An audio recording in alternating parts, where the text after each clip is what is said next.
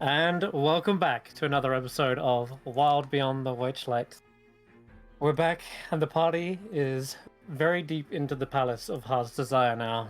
They've explored many different rooms. When we last left them, they'd reached some sort of guest quarters, and going from room to room, they began to see some of the denizens were frozen in time. One such denizen was this one. A well-dressed elf by the looks. He's a high elf, and he stands tall in the middle of the room. And he seems to be holding a crystal goblet of water. And tied to his belt was a magical glass-handled rapier. And a goblin next to him, standing with a tray of decanter of water on it. And room by room, you searched, finding more of these. A forest gnome, combing their hair. There was a young, handsome nobleman with a fancy mustache, seemingly tucked up in bed. And there was a set of goblins who were like sorting out another room as well. As you went deeper into the palace, you found there was a laboratory. This was smashed to pieces, however. It looked as though one of the potions had busted out and grown into a massive beanstalk. These vines have pushed out of the window and began to wrap itself all the way around the kind of crenulations. And you've already seen on the outside of the actual palace itself this massive twisting beanstalk that wraps around. It's actually lifted one of the towers up into the air. And it seems very similar to that kind of growth.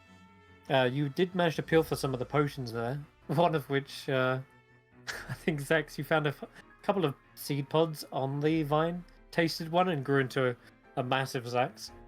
You got a couple of healing potions as well.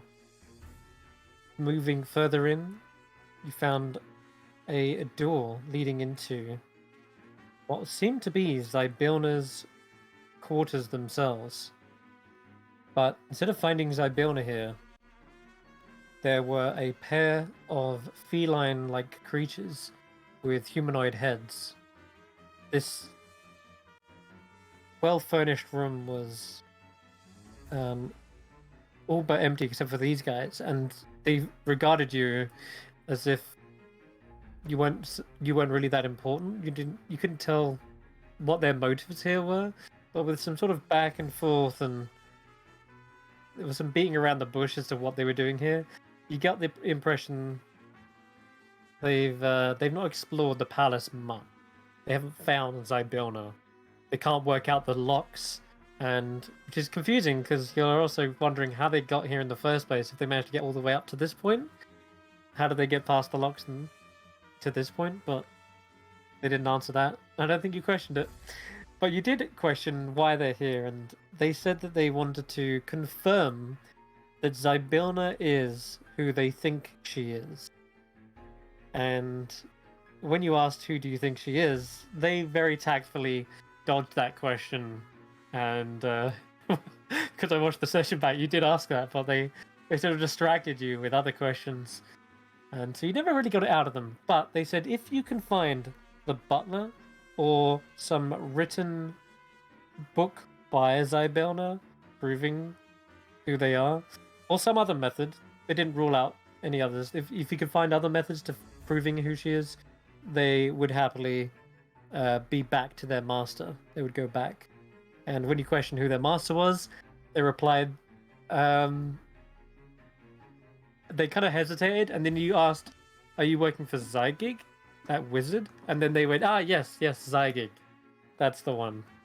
But with a couple of inside checks, you kind of gathered they were maybe just sort of going along with whatever you said there to that regard. So some shady Lamias have just lounged out on Zybilna's bed, just waiting for you to return with some proof. Next, you discovered a strange room with a mirror. A seemingly a magical mist was pouring from it, and as you stared into it, you began to unravel your heart's desire.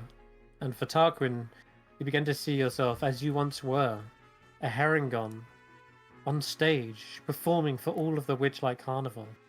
But there was something not quite right. Instead of this being your previous self, like your human self, there was a voice you recognized. Bavlorna Blightstraw was here. It was almost like the curtain had been pulled back, and you realized that you were still cursed under her. This time, however, you were able to see through it and break the curse, knowing that she had cast some sort of seed of doubt within your mind. You believed yourself to be human all this time, and that being a Herringon was the curse. But in actual fact, the truth is, you were cursed to believe that your human form was your original form. And so, breaking free of this and owning who you truly are, you stepped back through the mirror, fully transformed as Tarquin, the Herringon. And yeah, you've got the key to your stopwatch as well, or your pocket watch rather. Yep. With a renewed sense of confidence and determination, you feel like you're yourself finally, and you gained that inspiration. And Xaxx, as you stared into the mirror, there was a warping vision at first. You thought that you were seeing your shadow, but the mirror revealed your true heart's desire. It was to find your parents. And they manifest in the mirror, a reflection of two powerful dragons. One you'd already met, a beautiful moonstone dragon in Yon. And the other, finally, we had the true reveal of Xaxx's father.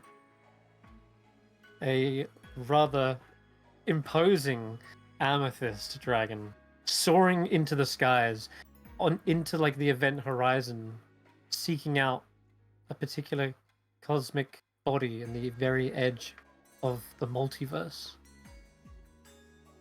And you sort of pondered over this for a moment, realizing that perhaps you'd forgotten your original goal here was to help your own god find themselves as well. And you've yet to do that. Sort of remember sinking into the corner for a moment before Faulkner reassured you that perhaps helping yourself find yourself will help in the end find your god's true self as well. It's all a matter of priorities. It's not like you've forgotten, just there are very pressing matters at hand right now. And the last room you discovered was the jars of time. These 3 glass jars sat on top of this strange pedestal. As you peered into them, you could see a misty vision depicting these 3 figures.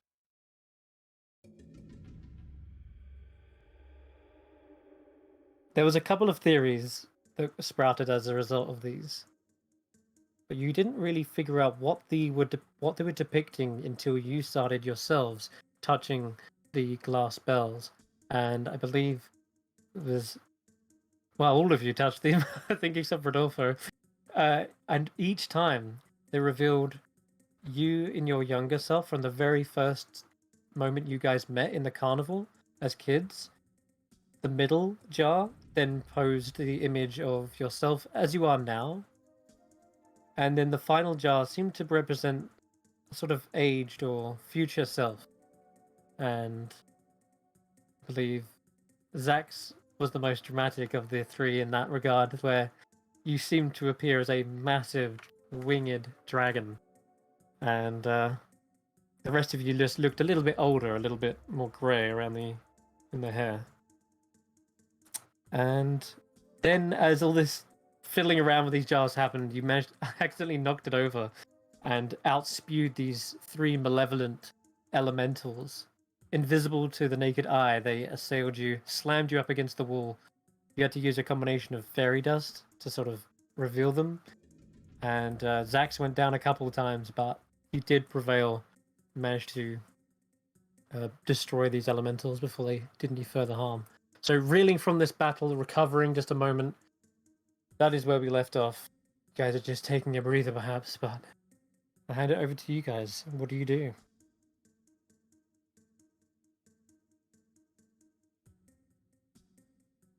Well, that was an interesting use for whatever the hell those things were. Not sure how that worked, but is that like Endelin's vision of the future, or well, is Zybylna divination when witch as well?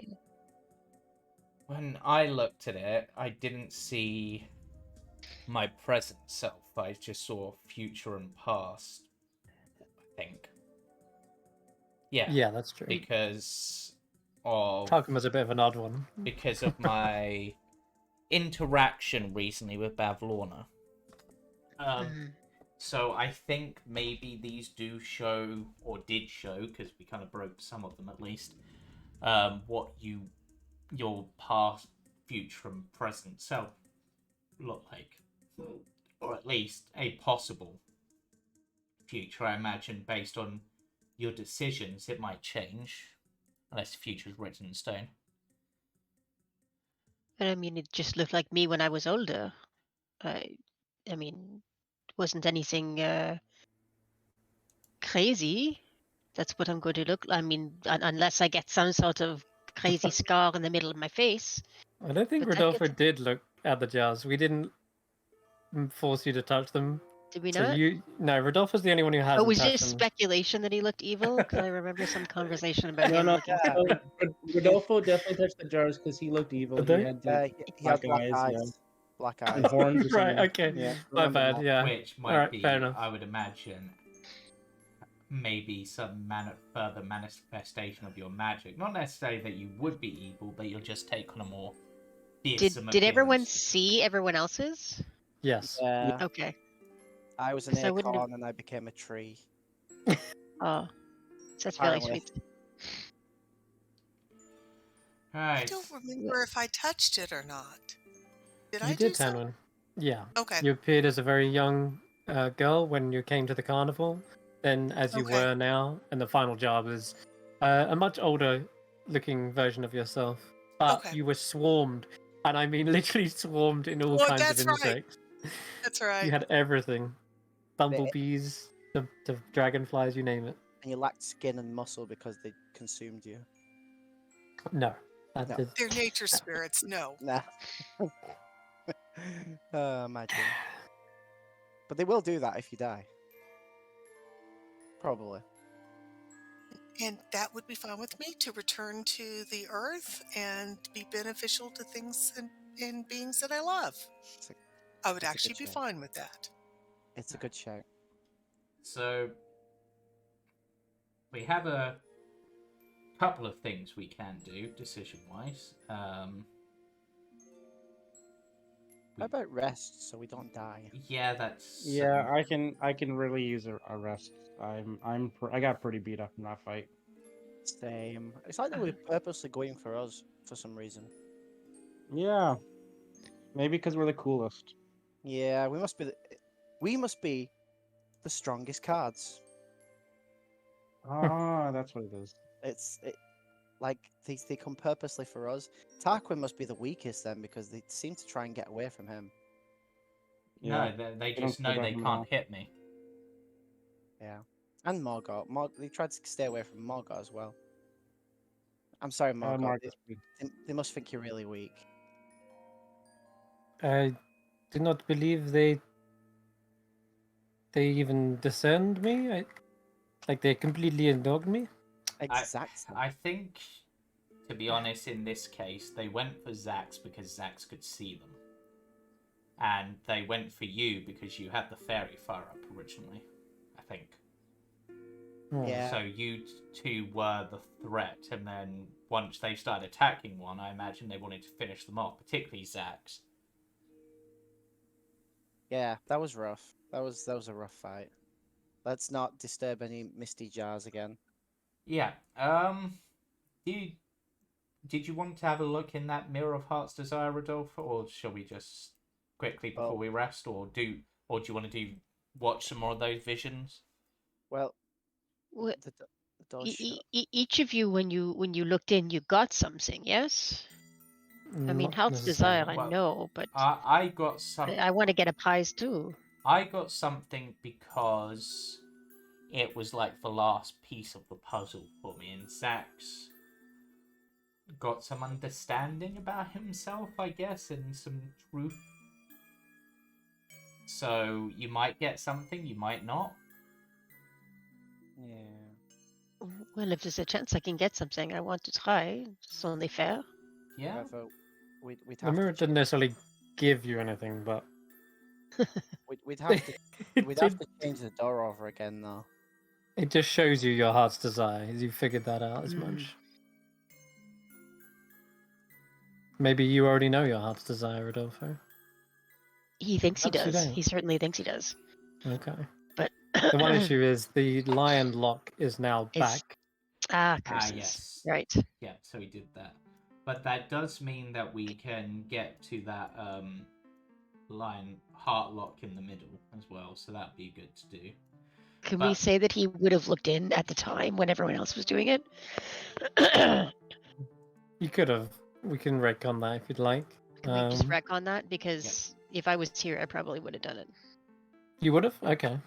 Yeah. I mean, he's Alright. he's seeing everyone else going in and getting something. Of course, he's gonna want to Yeah. try and profit off of that. So Let's open the lion door. Yeah. So Tarquin just goes flashback. Okay, Rodolfo. So staring into this misty like mirror, each time you had to wait for this mist to sort of settle before you could see a clearer image of yourself. And staring back is your reflection. It acts accordingly. But after about a minute or so, you start to see your reflection changing second by second. And a good question to ask you first is, what does Rodolfo think his heart's desire is? He thinks his heart's desire is to go home to a prosperous farm, to finally figure out what needs to be done, and yeah, he wants to go home. He's done. So to complete the quest, and in that respect, whatever he wants the key to completing the quest would be what he's focusing on. So we see then this marvelous pumpkin farm, very reminiscent of Madrick Roslof's, the first warlock that you encountered, the Hmm. one who gave you your quest in the first place. And you see yourself returning back, going up, knocking on this door to Madrick's little cottage here, and waiting for a response. But no response comes. You knock harder and louder and wait and wait. You start to get impatient. How long does it take this old man to get up off his chair and come to the door? And you try to peer in through the window. Maybe he's fallen asleep. But as you peer into the house, it appears completely devoid of furniture. It's empty inside. It's completely like abandoned. What Look is around. going on? Yeah, it's like this was supposed to be the end of your quest, and yet it feels so empty. Like you got nothing for it. Almost. Yeah, I mean, I expected a little bonus upon completion or something. I can't believe he's not even here to congratulate me that I have done this amazing thing, which frankly was a lot more complicated than he would set out to say. Looking around at the farm itself, you see the pumpkins are sort of almost a bit, I guess, wilted slightly. They're not like decayed or anything. They're just sort of like no one's harvested them. It's like it missed a harvest. And something catches your eye in the distance. It is this single tower that wasn't there before. You ever remember there being a tower in the middle of a forest? It seems quite way off. It's like this, almost like a jagged, dark metal. Doesn't look like something like a castle of a house or a capital you remember. It looks more otherworldly. And it just seems to loom in the distance like a giant, almost jagged, dark spire. And there's this kind of red hue that suffuses the light around it. What? And your vision just, you're staring at it for a moment longer. You feel yourself like moving towards it, reaching towards this tower. And it just seems to get further and further and further and further away. You never get any closer. And everyone else sees sort of Rodolfo like walking towards the mirror, further in, deeper, until you pass through the mirror. Pass through You the just- mirror. Okay, yeah. And the landscape around you just continues to get more and more hellish. Red skies, crumbling edifices. Where the trees once were, there are now these towering buildings with burning spires and flames all around you. It certainly feels like this is not Madrig's farm anymore. This ain't Kansas anymore. Yeah, this is a good image. Let me post this in the chat if it works. But no matter how far you go and how far you travel, doesn't seem like this tower gets any closer. And I don't recognize it, or don't recognize the style, the material. Never seen anything Maybe. like it. Maybe you can roll an Arcana check at this point. Maybe I could. All right. What is... Weird. My chat's slow. 14. The way the smell in the air has changed to that of fire and brimstone. The way the skies have darkened definitely seems reminiscent of a hellish planar scape. This definitely feels like you're in a lower plane. But you have no idea why. Well, you may have an idea why you're here. This is the tower of some level of the Nine Hells. Not exactly sure. With a 14, you can't quite place your finger on it, but the way that it's just dominating the horizon, it feels like you can never reach it. And something else about this landscape, no matter which way you turn, you probably get sick and tired of this tower and trying to get closer to it, but every time you turn away, the tower still looms in the distance. No matter which direction you face, whether it be east, south, west, the tower remains there, firmly situated, stubbornly placed in your vision, like you cannot escape this fate. Okay. So I would at least know that it's not the real world, as it were. The material plane that I was expecting. No. Yeah. And I suppose it's at this point your manifestation of this true desire becomes apparent.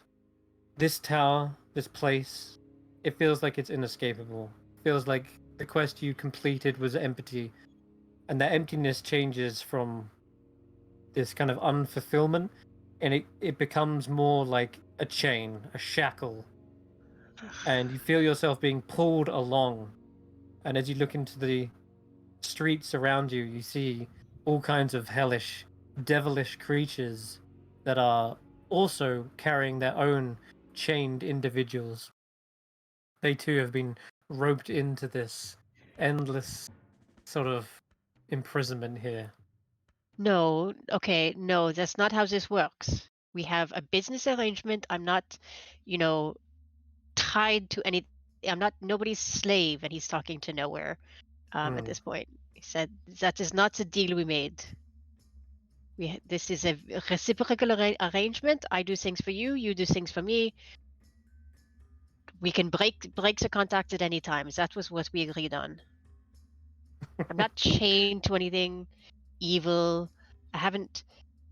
This is not how it's supposed to be. Oh, You hear me? You hear a kind of Swoggle, chuckling laughter. you horrible creature. Someone Don't didn't read the fine print. I always read the fine print. If you've added something else afterwards, then the deal becomes null and void. We can break the contract at any time. You said this yourself. The contract doesn't just end. It continues. You enter into a new contract. Once you've finished the old one, you get a new one. And after that one, another new one. We don't end the contract. Contract just sort of evolves, changes. But then the whole contract of it not changing becomes null and void because this is a new one. That's You don't want to go back to a farm? I do. I only did this so that my farm would be successful. Now that it will be, I don't need to do this anymore. Do you need your magic? Do you need your whatever? It was a one-time deal. And that deal was completed. But afterwards, a new deal. A deal goes like this. And you see again a vision of your farm. This one different. This one not Madrig's, but your own. And you see it suddenly erupt into fire. I won't burn your farm down. And you can serve me. That simple. That's not how it's supposed to go. You can't just do that. I never agreed to that. Rolling contract. What is this? What kind of a businessman outside the contract? You see the flames rise higher and higher, and the laughter just echoes further and further into your mind before finally something shoots through like a beam of light through this figure's head, through this vision, slicing it like just a thin sheet, and suddenly white just all around you, and you hear the sounds of your shackles suddenly clinking and snapping, and you hear a feminine voice. You wish to be free of these chains, free of these endless contracts. Yes, who are you? I am the one you've been searching for. Zybilla? Let me at least finish the contract I am on now. How do we get to you? You will find me. I am not far. But this creature, there may be a loophole in his plans. There is always ways to escape the inevitable. We just need to use his contract against him, use his words against him. And perhaps we can make a deal. A deal that breaks you free of all others. Oh. By making a deal with you? You see a hand sort of peering out of the white, just blindingly light, but you see a hand just reaching out, offering that of like a handshake. And you can see this kind of like black silk with golden jewelry all over it. And as the hand reaches out towards you, you're sort of left there wondering, do I enter into this? This is just is this deal going to be any worse than the one I'm in? And just as you're kind of thinking about this, the vision pulls you back. Well, perhaps maybe give you a chance to decide now. Would you enter into a deal with Zybiona? Would you take her hand? Oh, I don't know. Any of the others, no. But I think that's a very tough decision. I mean, I he think knows he's in a bad deal already, and making another bad deal just seems like not a good idea. But if it's a less bad deal to get him out of a bad deal,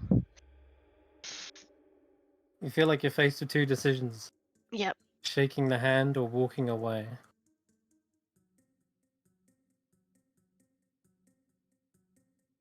What do you do?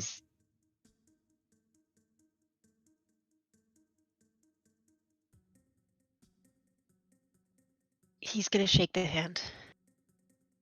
As you shake the hand, you feel the hand pull you into what you imagine would be like pulling into like an embrace, and before you can see their face, you're pulled through the mist, and everyone sees Rodolfo sort of stumble forward a step, as if they were expecting to lean into something, and their hand is outstretched, and you look back down at your hand, and you just see the mist sort of seeping through and swirling around in between your fingers before it begins to sort of dissipate into the air. So he looks at his hand and wipes it on his jacket, turns around. Yeah, you look around, and the mirror is just all full of mist right now. It just seems like a plume of it has erupted when you walk through it.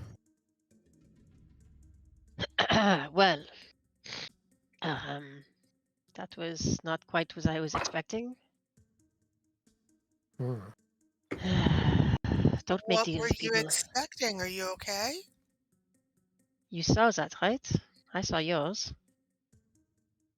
Oh, It's just they didn't see yours. They didn't see Not that? No, they saw the jars of time, but they didn't see the mirror visions. Oh, okay. I don't know. Let us just say then that Tried to get an image of that. things are maybe not as simple as I had hoped. There may be more to do after this. But alors, let's go. It's enough of this. Enough wasting time. We should get going. Right. Okay. And now, back to the present. Yep. So the party's just finished with the elementals, and you're figuring out where to go next. Right. Well, Faulkner and Xaxx, you at least want to rest up before we continue, so we should probably do that. It's probably not a lot else we can explore. There's that one staircase I can see that we saw, but Oh yeah, the staircase. I mean, maybe whilst we're doing that, whilst we're starting up the rest, Rodolfo can watch the other visions, see if they give us any more clues as to what we're meant to be doing. Is there a safe-ish place that we can stay? I'd suggest we all sort of rest together. One of the bedrooms? Or stay close. Maybe one of the bedrooms. You We also wanna- need to get the butler, don't we? Yeah, we've Something not about getting the found butler. them yet. But to be honest, considering where we are and that we had to go through that door which asks riddles, perhaps the hallway where we just were might be the safest. A hallway where things pass through. Well, that's the thing. They can't because this door is locked by that cat lock and they won't let people through. And you could Unless And they the other figure out one the had riddle. the lamias. could block the hallway if you Yeah, do your magical dome. because Well, either way, the other doors are not magical. So, whereas this, at least, we've got a magical door protecting us to some extent. Well, what is the door for this room that we're in right now? Is that magical? Or is that lockable? That's one of the heart locks. So, no. Because I could put up the dome. Yeah. Yeah, we could. Maybe the room where we found the potions.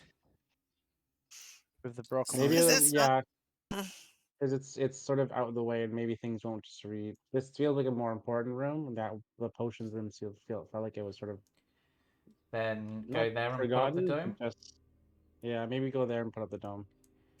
Okay.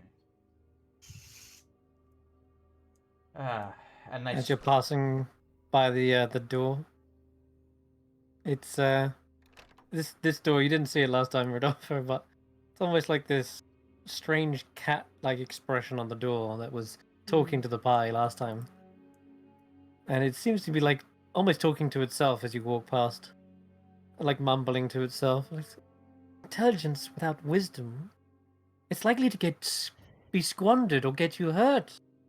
Wisdom is what allows us to determine right from wrong. A smart person may know how to craft the deadliest weapon, but a wise one knows that doing so is a bad idea. I give it a pat as I go past. I'm Sure. almost tempted once like the rest starts to just go have a chat with the cat. Okay. If you put up the dome at the doorway, because we might not all fit in the dome, then at least Yeah, okay, yeah. Well, there's also this window where there's like a broken windows here, right? Yeah. Yeah, that's correct.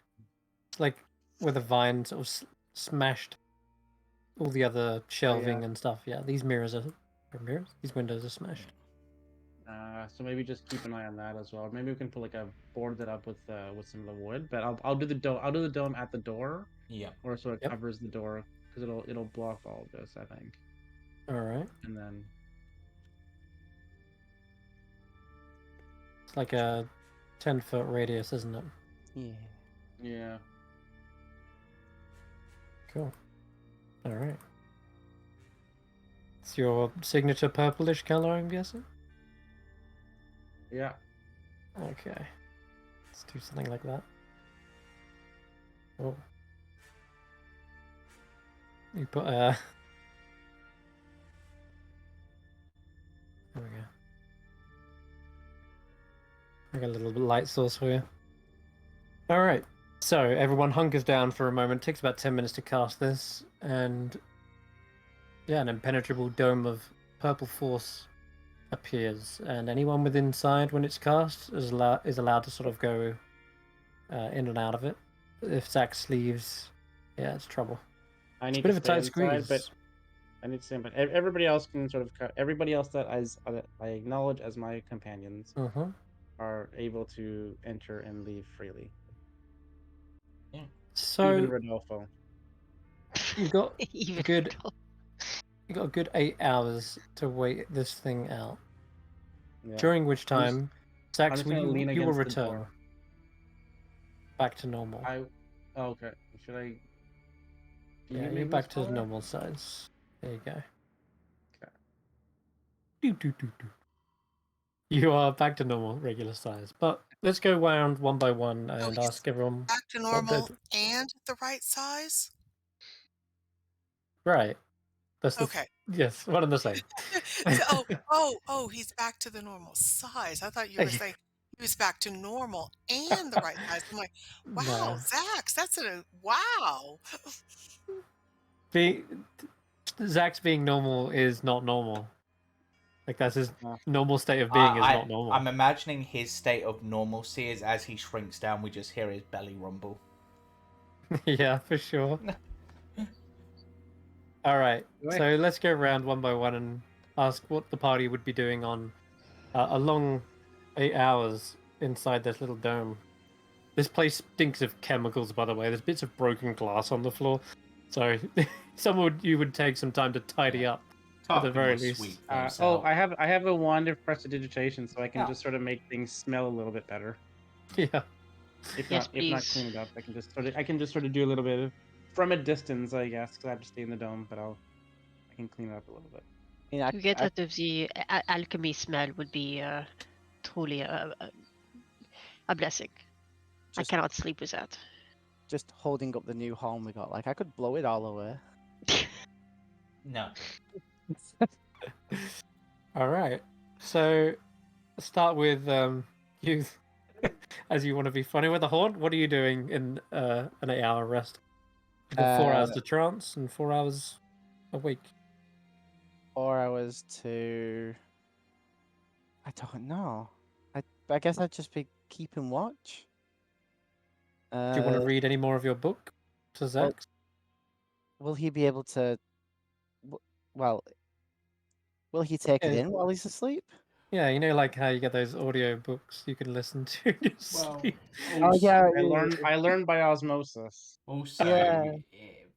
for a long rest, only 6 hours of it has to be sleep normally, right? You can do 2 hours of like Yeah. light activity. That's so- true. All right, I'll do 2 more hours of the book then with him, Cool. and then the other 2 I'm just keeping watch, and Alright. yeah, pondering. I'll be honest, it might even be more than 8 hours. Given the fact that you can just cast this as a ritual, though, I think you can just do it endlessly. But you've not been exploring the palace for 8 hours, right? You woke up and you've been going from room to room. You took a short rest here and there, and you definitely spent hours poring over the strange towers and turrets. But it's not been a full day, so you might have to recast this Xaxx at one point. But the bottom line is, you can wait it out and eventually get a long rest. So So we could probably do like what, 10 hours then? If he yeah, has to recast it. the issue is Time. Yeah. time is of Time. the essence, and waiting for like the sun to set, it doesn't seem to happen. It just gets Yeah. brighter and brighter on the horizon. Like the sun is, it's almost like the sun is getting larger, and this burning horizon is just scorching the earth towards you. Yeah. The only problem is I literally couldn't ferry us back unless we took the stairs if we didn't get this long rest. And I But don't know. you could do it on a short rest. You get wild shapes back on a short. Oh, you do, yeah. Yeah. Yeah. So we're not going to get the benefits of a long rest on the tiny Not hut. after the like. You have to wait like another 3 hours before you can then Good to know. begin a long rest. Well, But I guess it's going to be a short rest then. I'll use some hit well, dice. you can short rest for now and then get a long rest later. But Yeah. I mean, if you short rest to allow us to get back to the central tower, we can. But because for the most part, we know the central tower is safe now, so we might be able to go check out those other 2 doors whilst. sure. But And then you want to come back and then go for a long rest. Is that what you're saying? Just to Well, make use of the time. we could long rest in the tower as well. We wouldn't necessarily have to come back Alright. here because the Very tower well. we wiped out Cool. the big Alright. threats there. So we'll call it a short rest in this room. You can spend hit dice if you choose to. Just know that you're going to get half your hit dice back when you finish a long rest. So if you use them all up now, you're only going to get half back. I short rested, but I didn't spend any hit dice because I'm at max. But yeah, Faulkner, as you're resting and just regaining composure of the wild shapes within you, you get a flashing image in your head. It's almost like it's sort of almost like a little hallucination, like you see something at the window, but you know your eyes are closed. You're sort of just picturing it in your mind's eye. And as you look out the window, you see a monstrously huge owl staring out of the window. Sorry, staring into the window at you. is that me? Hello. I guess everyone's distracting. I kind of just climb out onto the roof, just like. Wait, Faulkner, wait, where you going? Just give me a moment. there's something here. You see it is as your eyes become like clearer. You step out onto the roof. It's almost like maybe the weird chemicals in the room had like perhaps given you this hallucination. Because looking at it now with clearer air, it just looks like a big fluffy cloud in the shape of an owl. Oh, What, did you see something out there? I don't. I thought it was me, but up in the sky. You know, when I turned into an owl and ferry you guys about, but Wait. it turned into a cloud and then just sort of like drifted away. Unless maybe that's how Bloody Beak is trapped, because they thought you were Bloody Beak. Maybe they're trapped as a cloud. Bloody Beak is a cloud? Is trapped as a cloud or trapped in a cloud? Is that what you're saying? Maybe. Just want to make sure we're on the same page. Okay. Should we be concerned that the owl is called Bloody Beak? I mean, there's the little birds were terrified of them, and it belongs, I think, to possibly belongs to one of the hags, or is at least associated with one of them, because they seem to want it freed. Yeah, but I mean, owls are predators. They are birds of prey. You would think in a place that is like Heart's Desire and nice that it'd be called like maybe somewhere in between, like Viciously Friendly Beak. Happy Claw. Happy Claw, yeah.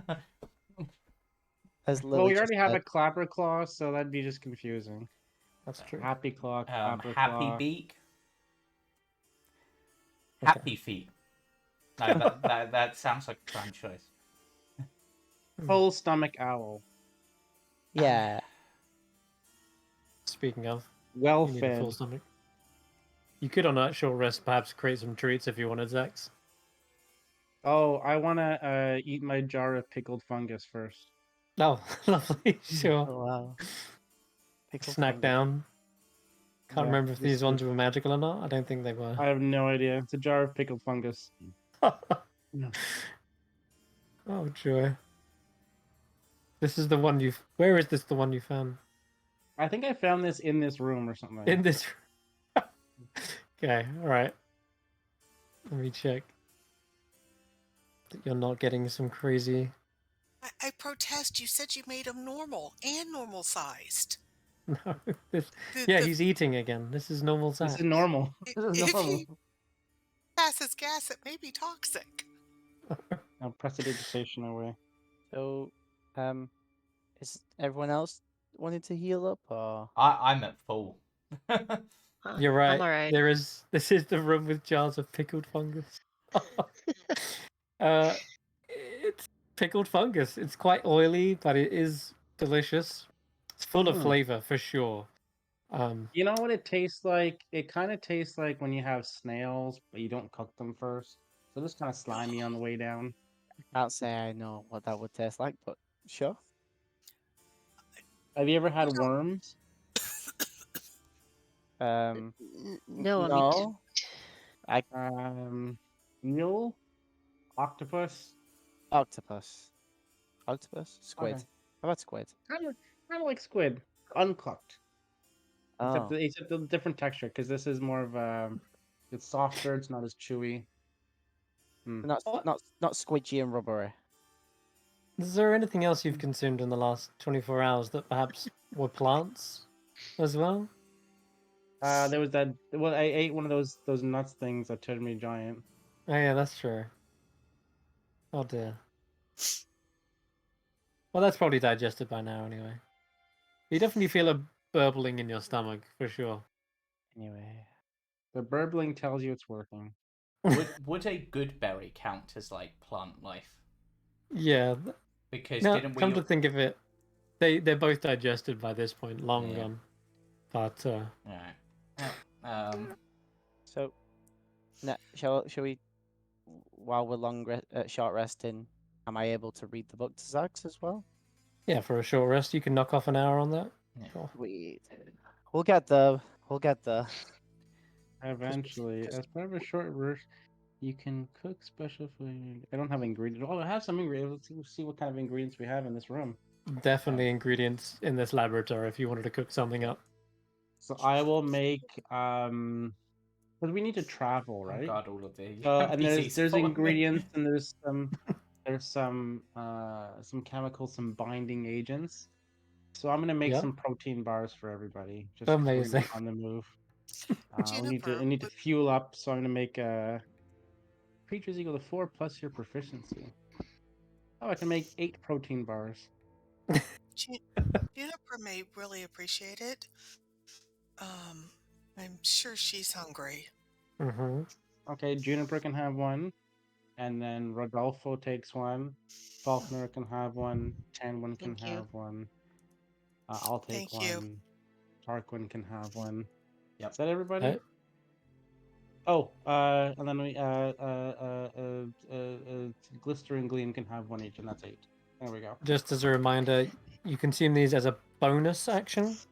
You can Right. consume these as a bonus at the end of any creature who spends 1 or more hit dice. Yeah, so you eat them during the thing, and then if you spent 1 or more hit dice during a short rest, you can gain 1d8 extra hit points. What's the one that gives you temporary HP though? Isn't that the bonus action one? Isn't that on a long rest? You can do that with the chef feat. You might be right. It's a long rest. Yeah. Okay. At a long rest, I can do. So the treat. I'll try to. Yeah. I'll grab some more so I can make more on the go treats for people when we do the long rest. So in this particular instance, anyone who rolled a hit dice can roll. Is it? What do they heal? 1d8. 1d8. Okay. You get an extra D8. Yep. An extra Everyone 1d8 can roll an hit extra. points. Yeah, you can Yeah, roll Yeah. an extra. Extra D8. Nice. Nice. 7. 5. That's almost what I needed. Okay, cool. All right. So the plan is to head back and fly over to the central tower. You have to go back through the window. Xaxx, are you going to be okay? Oh yeah, I'm fine. But you've not even tried to heal. No. I'd like to get some arrows out of the portable hole, Rodolfo. Oh yes, of course, of course. Did- I open it did up we and have- rummage around. Yeah, did we have any rations in there? Because I'm down to 1, and I don't want to be around a hungry owlbear. We do not have any food in here. No. You can have my my protein bar if you want. Do you not need it, though? I'll eat something, and when we do the longer rest, I'll be fine. I had the fungus anyway. I had the jar of Okay, fungus. well, all right, Juniper, talk to Xaxx if you get too hungry, okay? All right, thanks, baby.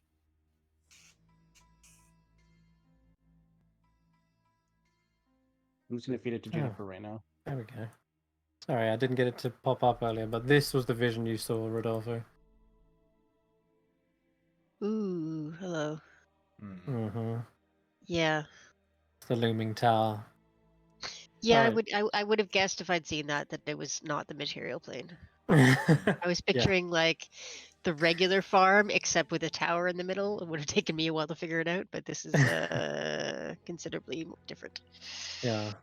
Yeah. Okay. And you were kind of like in that line marching along, being pulled by chains. Mm. Okay. Back to the central tower then. Yeah. You'd like to move your tokens down there? Yeah. And I'll drag you across. Now, the current heartlock open.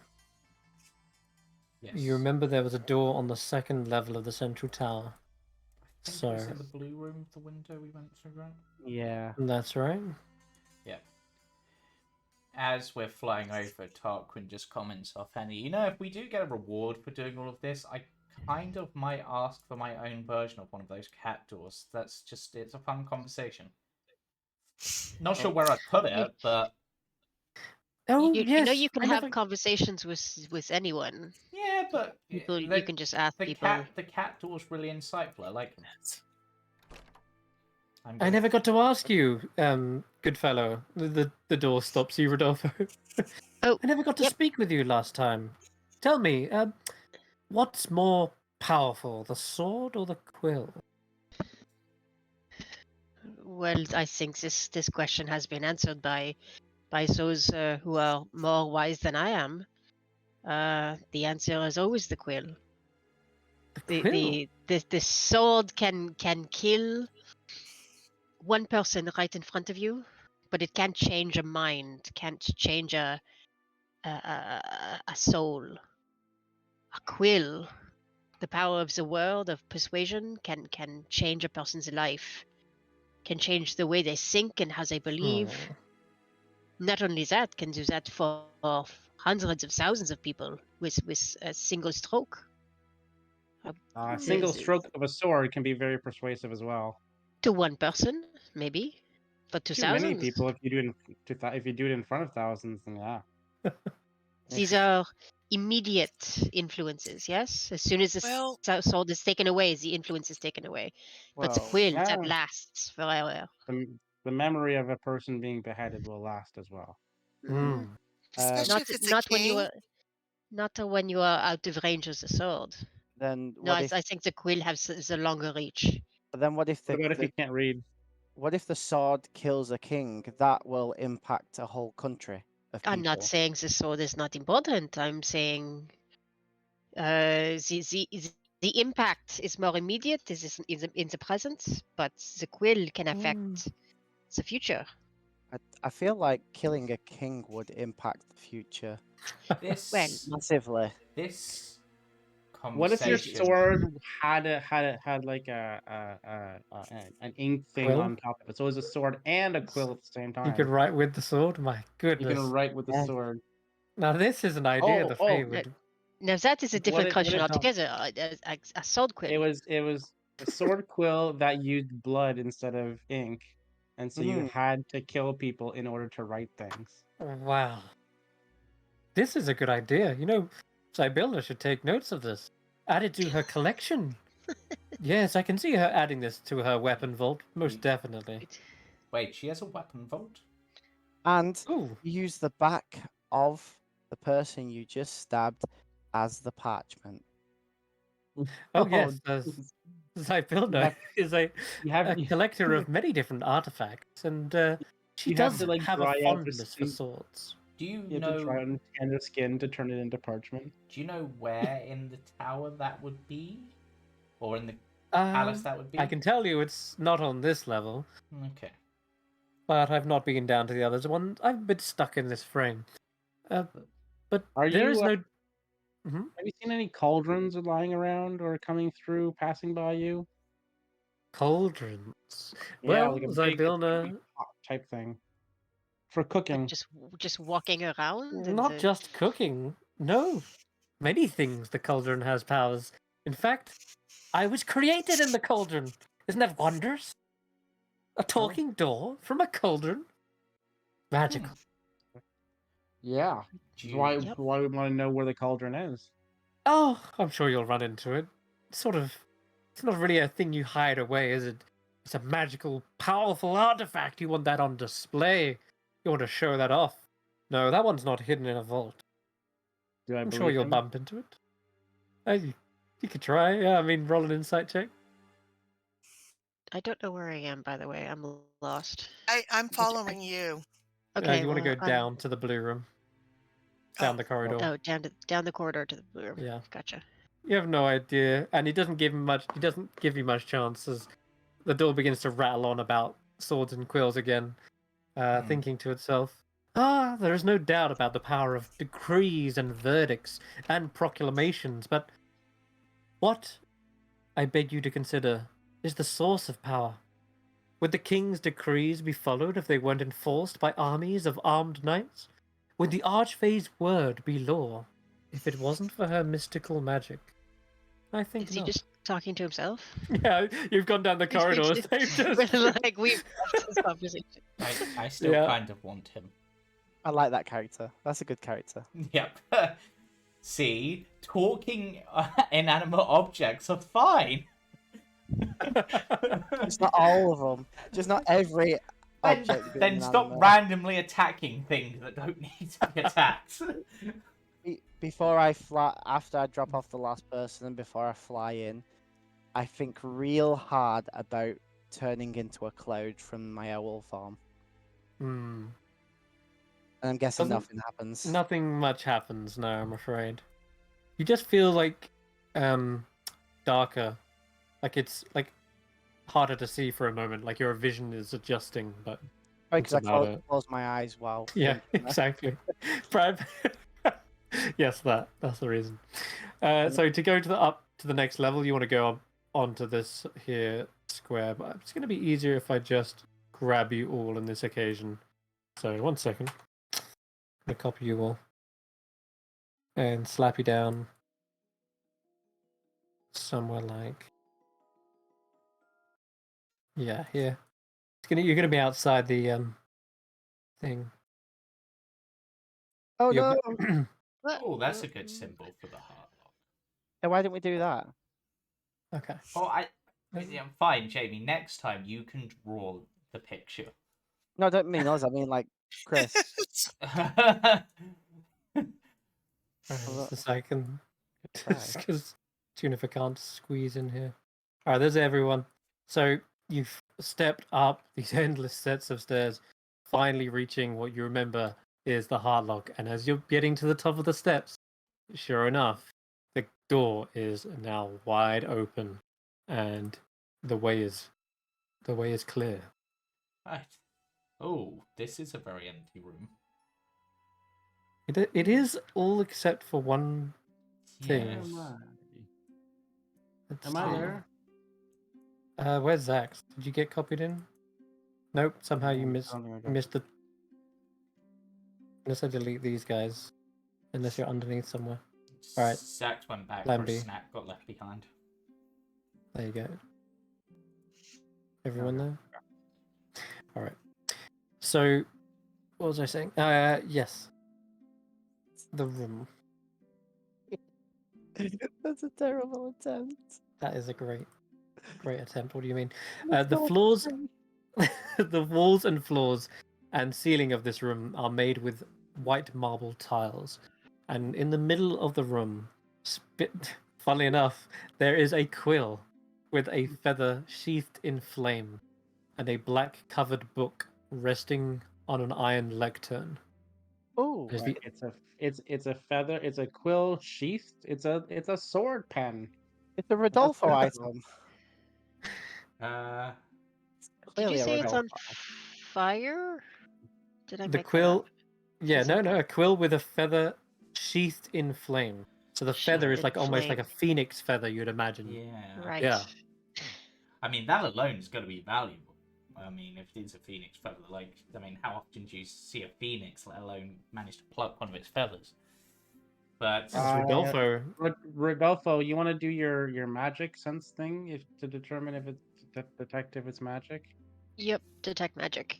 I mean, it's obviously Oh. magic, but what kind of magic? Yep, scrutinizing it under detect magic reveals a radiant aura of abjuration magic.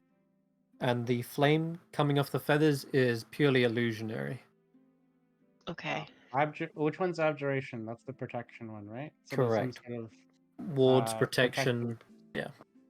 I was talking to Rodolfo. Sorry. So, well, the question becomes: is it protecting itself against us, or is it used to protect other people? You know, like you write I in mean, the name and they get I extra imagine at least healing. part of it is protecting itself against being used by anyone other than whoever's supposed to be using it. Do I Right? have it That's- in? I could try and dispel it. So you can. I'm gonna cast Identify Oh, Okay. as a Take ritual. Yeah, Oh, I'll we got take 10 10 minutes. Yeah. Very well. Juniper, eat this protein bar while we're got 10 minutes. As you closer examine the book, the front cover is embossed with images of a lion and a hart. The two animals are rearing up on their hind legs and facing each other. And every minute that passes during the spell gives you much more of a clearer indication as to why these are depicted here. The lion and the heart represent the locks. And any creature whose name is written in the book using the quill can open any of the palace's crown locks. Oh, If a creature's name is crossed out using the quill, or the page bearing its name is torn from the book, the creature's ability to open these locks is rescinded. Ooh. Ooh, ooh, Oh, ooh. so we Wait. should we, That's we could really make it so exciting. we could make it so only we have the power to open and close the locks, and nobody else Yes. has the ability to. And our allies, perhaps Are the Zagilatu. hags names in it? You would And, open the book. and maybe Zybilna's name would be in it. probably. Cybilna's name should be in it. I'm gonna go Should around be the said. corner while they open the book. Yeah. Okay. I The don't want to long be list of by the names explosions. fills the book's pages, many of them belonging to fairies, judging by their colourfulness. You remember making up your fairy names back in the little fairy village. Well, there's plenty like that from... Hold on, let me see if I got a few examples. I must have. What was Yep. mine again? Something spider. Something spider. I don't remember. Weren't they all candy names? I feel like Yeah. I had a candy name. You're I right. don't remember. What It's was like it it's called? like glitter spider or something. Oh, here we go. Glitter Well, spider. you've got Winterflake, Star Petal, Trick, Honey Bright, Night Glitter, Bix, Henny, and plenty more where that came from. You can see it all listed together, all clumped in one chapter, or list. But continuing those, flick through so many fairies, and finally, you can see some very familiar names. The hags of the Hourglass Coven are listed near the middle of the book. Bavlorna Blightstraw, Endelyn Moongrave, and Scabatha Nightshade. Interesting, out. they're in the middle, not near the beginning. Who else is on the page with them? I What are think the other if they're names on near the middle their and not at the page? beginning, They're in the middle along with some of the other fairies. There seems to be one that's called Shon, Shon. There's Thinnings, okay? And then there's also Calamanzaros.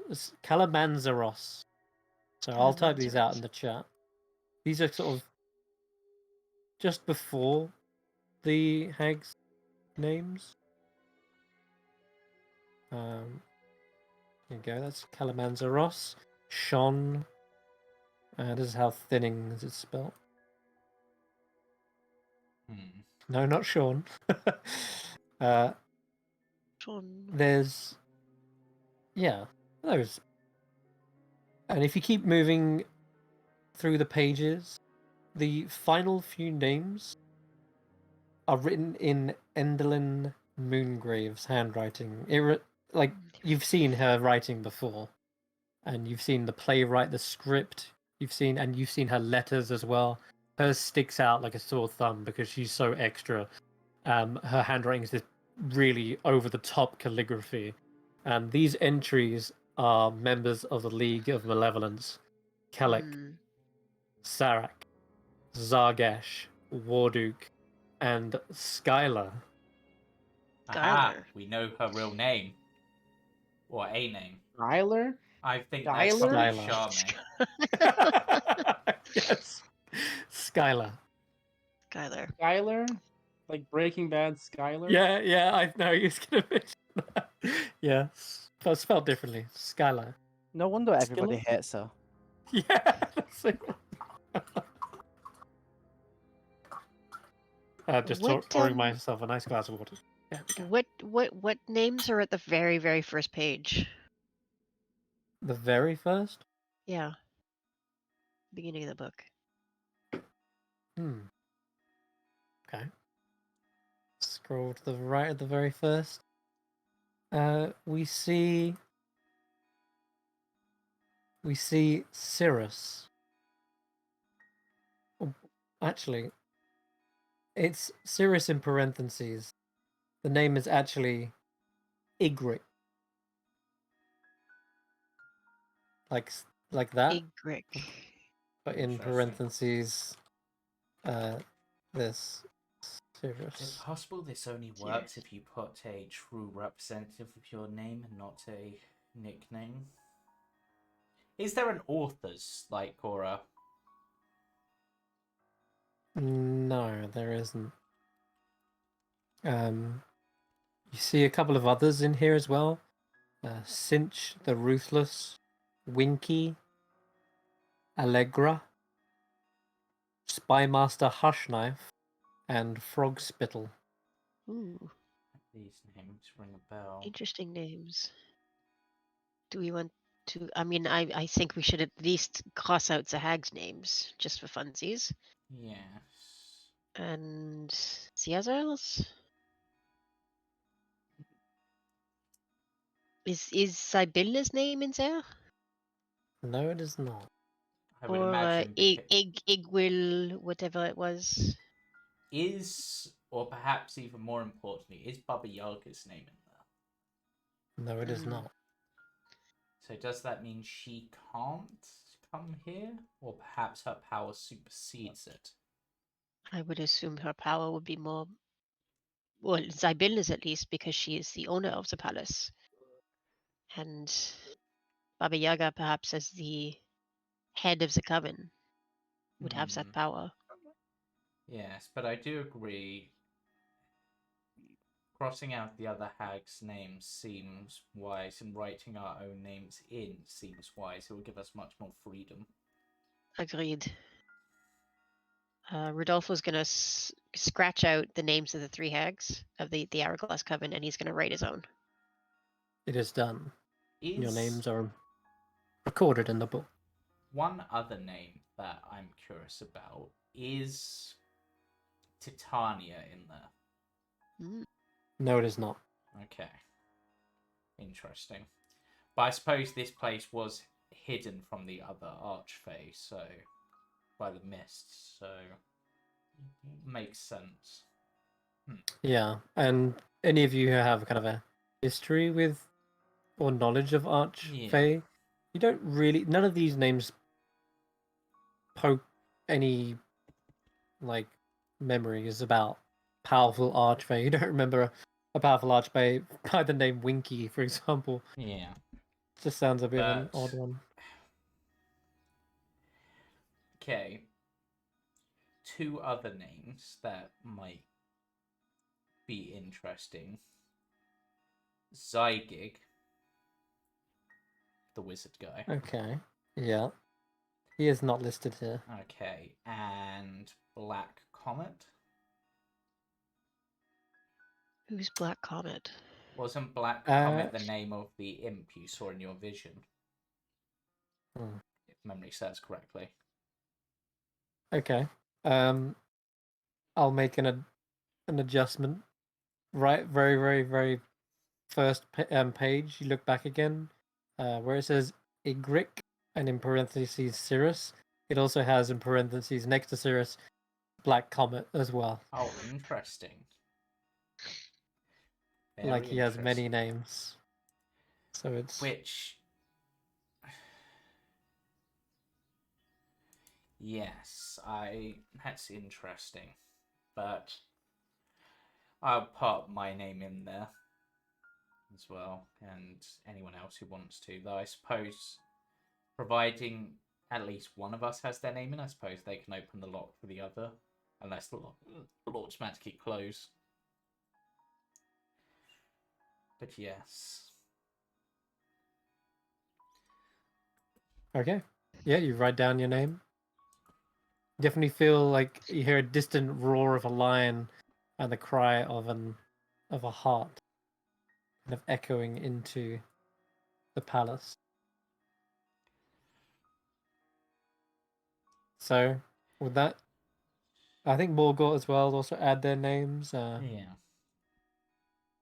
And yeah, you can close the black book, put the quill back in its well, and rest assured that every crown lock should be open to you now. Xaxx and Faulkner, I saw you scampering off. You went upstairs. We may not have possibly wandered. You did. Okay. All right. Let me put you back out here. While they were doing their 10-minute ritual. So, Gotcha. Okay, you would appear up here. sweet. You can make your way all the way around, but you do remember this door being shut. But Dear. this one wasn't a lock. This one was, well, it was locked, but it wasn't a crown lock like the others. Yeah, This one had a nightingale emblazoned on it. It's the special one Tarquin told us about. It is. Now Shut seeing it for yourself. No, An I was up ornate here iron before. door. Mhm. Its surface is covered with a complex array of cogs, latches, and tumblers, and the round doorknob is engraved with an image of a nightingale. So we confirm what Tarquin said. We say Zybilna. Cybelna. You just hear this, yeah, you hear this kind of like distant chime, but it doesn't seem to open the door. Okay, and Baba Yaga. The chime is of a different note. Just sort of it sounds even more distant. Like more faint, more muffled, but the door remains shut. Jamey, what about that name? Sorry, what you say, Bavlorna? There's no chime from the door at all. Ooh. Tabitha Nightshade. Nothing. Edelyn Moongrave. Silence. Oh. So listen. There's a theory, and Solomon keeps saying to me, "Remember the poem." And he's getting a bit upset at me right now because apparently he doesn't sound like that. But the poem about the end of the hags, right? What was it again? It was something around the lines of moon blotting out the sun, treachery free of rot. Would Igwil forgive us? Ha, I think not. As you say, Igwil Igwil. aloud. You hear a similar chime to that of the one when you spoke Zybilna, but the door remains shut. So it's another piece of the puzzle.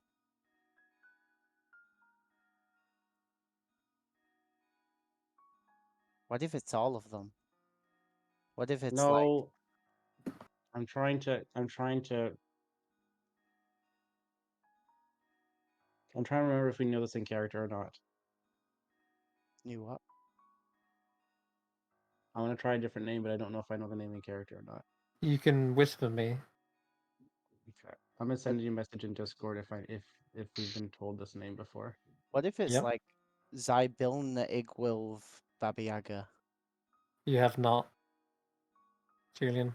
No. Yeah. Nope. Okay.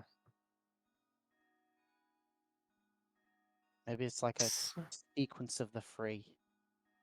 Like it's a musical note sort of puzzle. Well, it was chimes, right? It was like a distant chime, yeah. Much like the music is sort of playing now.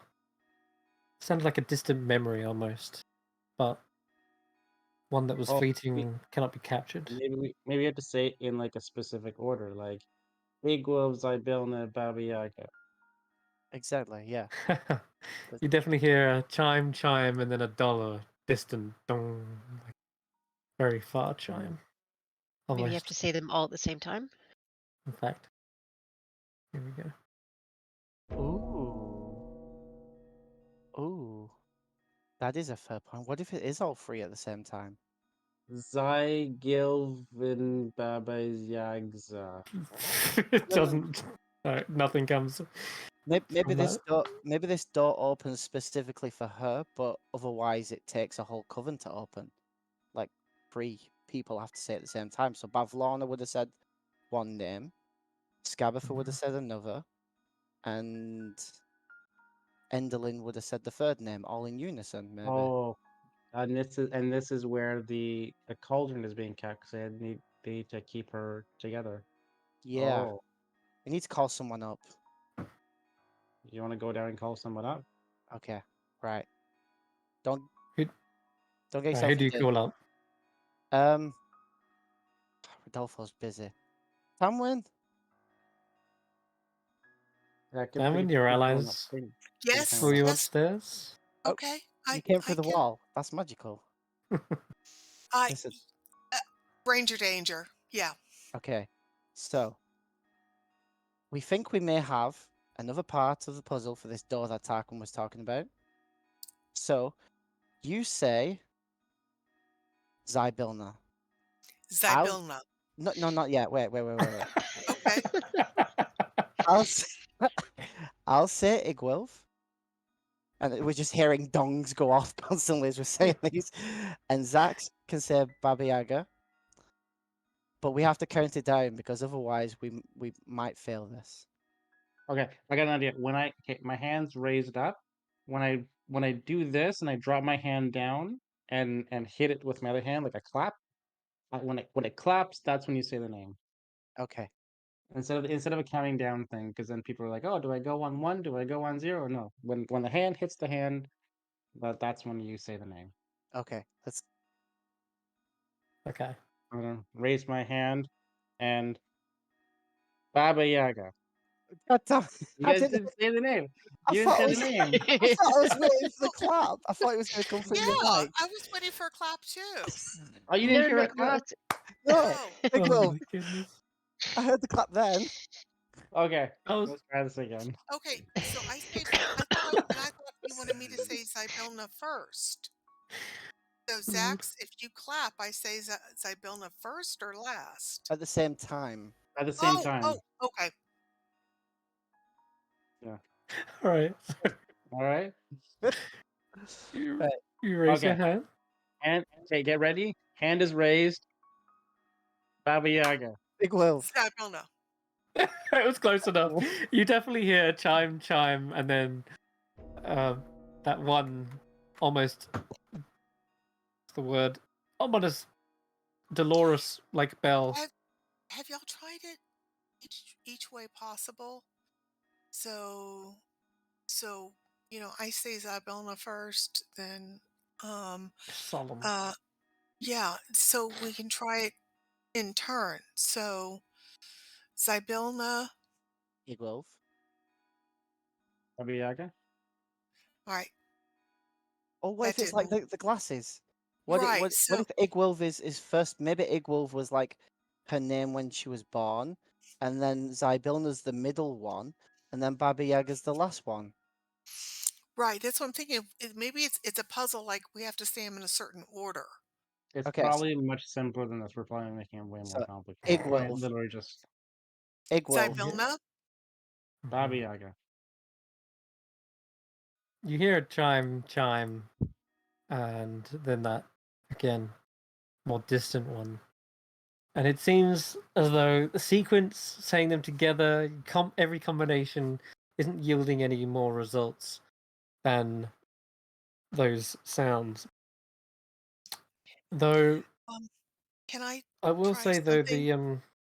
the hold on, the sound is, as you're hearing it again and again over time, it feels like the sound that's cleanest is like Zybilna, but the sound that seems most Is Baba This- Yaga. yeah, the one that sounds very distant is Baba Yaga, and then the one when you say Igwilf, it's almost like a little discordant, meaning like it's sort of out of sync. Like this pronouncing it doesn't wrong. sound right. It's Iguil. Igwilf. There is a Is there wait, is a is it actually a particular pronunciation thing? there is, but Oh my god. that it's nonetheless. I'm gonna say, even if you get Rodolfo to come up here and help you with pronunciation, Sorry, yeah, that was it doesn't. that was out of character. It does not seem to work. Iguil.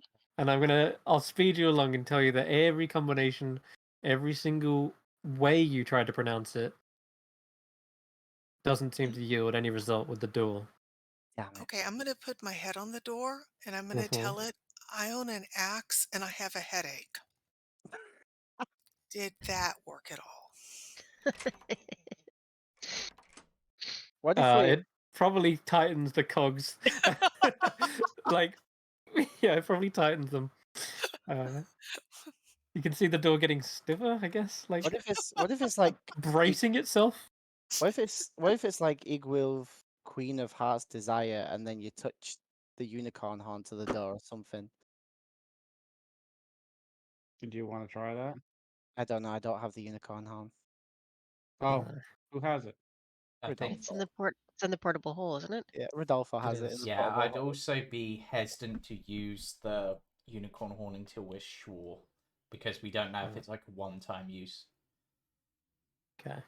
Well, it's not a one-time use though, because the horn is still knocking about. Otherwise, it had just disappeared. We know Yeah, only but one we don't know unicorn. how much magic is in it, so there might only be one more charge to like unlock things. We don't know. Anyway, I guess we go back down. But we've got another piece of the puzzle, I guess. I think maybe. Well, it's definitely not a sequence of names. And we Why, also why are know we that we floating are, in the Or clouds? or That's just me. maybe It's a or sec- maybe it's a sequence of names and we're missing one in the sequence. and we also know Oh, we're I very, think very it's terrible coordinating times. Okay. it's literally just just one name. I think we're just missing the wrong name. So Or there's three names for Zybelna, and we're missing one of the names. I don't think Baba Yaga factors into it. Yeah, I okay. would agree with you. Although it might be the ig name because that sounded a little odd. Sound a Hmm. little dissonant, yeah. Okay. So back in this room, you guys wanted to originally come here and then go back and do a long rest, or you could try attempt a long rest here, if that's what you want to do. Go right ahead. You want a long rest in the secret room with the magic book? Totally up to you. You Could could do. Where do shut you the want to go? could shut the heart door behind us. No, you can't. Oh yeah. No, you have control of it now. Oh, well, you have control, not necessarily like in the way that you we can lock them. we can open them, but we can't close them. If we took the crown off of the heart, then we probably could then open and close them. But because Oh. that has the crown, all the heart locks will be open. Here's my guess. Oh. Yeah. Well, Yeah. we could currently take refuge in a lion one if there was a lion one here. Yep. Okay. You want to do that? Where's the nearest lion one? No, it's Let's fine. just chill here. I mean, Alrighty. What's the Sure. worst that could happen? Famous last The words. Okay.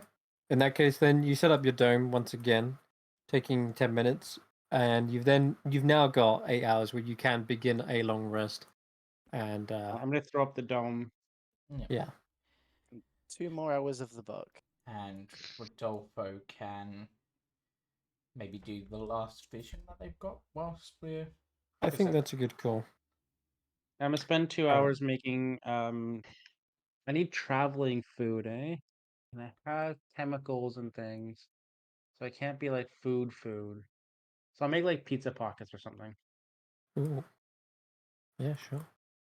like I'm down. some sort of a wrapped thing again. Not exactly like the protein bars, but some sort of wrapped thing. Okay. Right then. Let's That begin technically with. provides sustenance. Let's try and begin where we left off with you, Rodolfo. As the rest of the party is settling down for the night, it's time to get some answers. These gemstones have been collected for a while now, and you've yet to see into the most recent ones. So, question is, would you like to view the vision from the fairy tale point of view first, and then place the gem inside each coffer? Doing so will reveal its true nature. At the risk of taking up too much time, of everybody's time, I think so, because I want to know what the lie is. No, that's well as fine. the I truth. also want to know what the lie is. Okay. All right. Yeah. 'Cause- So you're gonna see the fairy tale vision first. Yep. Is that right? Okay. Cool.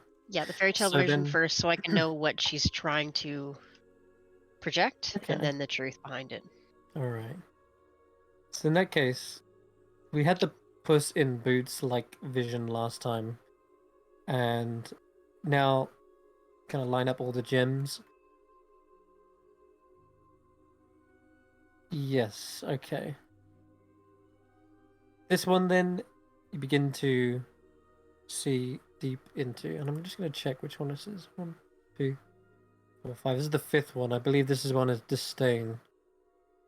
Okay. You hear a distant voice, feminine once again, telling of this story.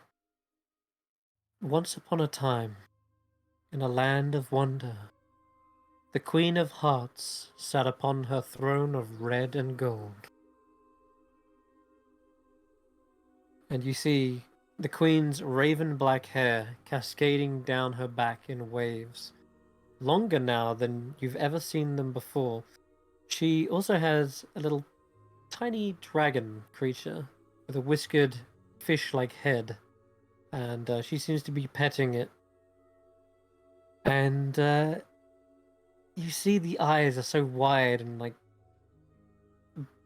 almost like fish eyes, right? They're just sort of staring, and its body is very lithe and sinewy. And you hear a voice say, the baby Jabberwock yawned lazily in her lap as its toothy grin stretched from ear to ear. The Queen of Hearts' makeup is a mask of vibrant, almost lurid hues. A dizzying array of colors that seem to shift and change with every turn of her head. And you can see her face is like powdered to a near almost translucent white, while her lips are painted with a deep, rich crimson. Her cheeks are kind of almost like a feverish pink, as if she's like perpetually caught in a moment of intense emotion, be it rage or even ecstasy. But here, at the foot of her seat, stood the King of Hearts. And this, you see, is a regal figure with a crown of red and white, his imposing presence filling the throne room. He stands at least 7 feet tall and wears a bright red makeup and jewelry and clothes that seem to match that of the Queen's. And yeah, there's a pair of giant cardmen, a 3 and an 8 of hearts. They drag a fluffy white rabbit holding a large clock before the Queen. Another worm who dares defy your rule, my Queen, the King of Hearts said, his voice husky and laced with authority. The Queen of Hearts shifts her eyes, narrowing at the white rabbit.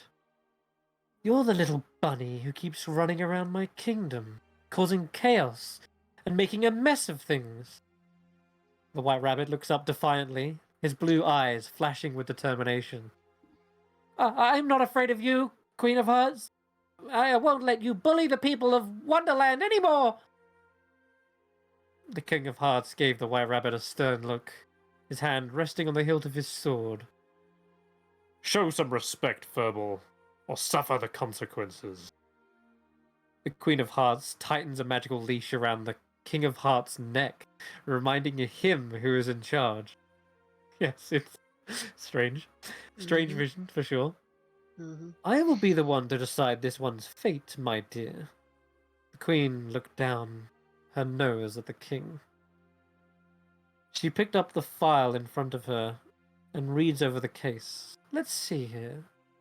Looks like you were previously a noble, whose funds were seized and relocated to serve the crown. At this, the Queen smiles brightly. After that, you turned to a life of banditry, which wouldn't be altogether bad if you hadn't decided to rob a food caravan. She turns to address the group of you, and I mean Rodolfo, and the cards. You're standing here suddenly in first person, seeing the vision. Her lips of crimson begin to pout. I have a soft spot for the less fortunate, as you know.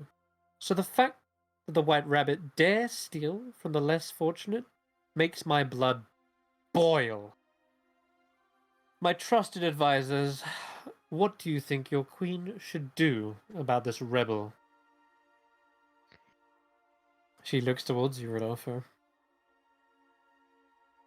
Innocent or guilty? My queen, in circumstances like this, mercy is usually the wisest course, is the most beneficial to your Majesty's reputation. No matter what this creature does on its own, but the people will remember your verdict here today. So I counsel mercy. Mercy. But is he not guilty of his crimes? Should there be no punishment? Perhaps a punishment to make good on what he has done. To rectify the crime. I see.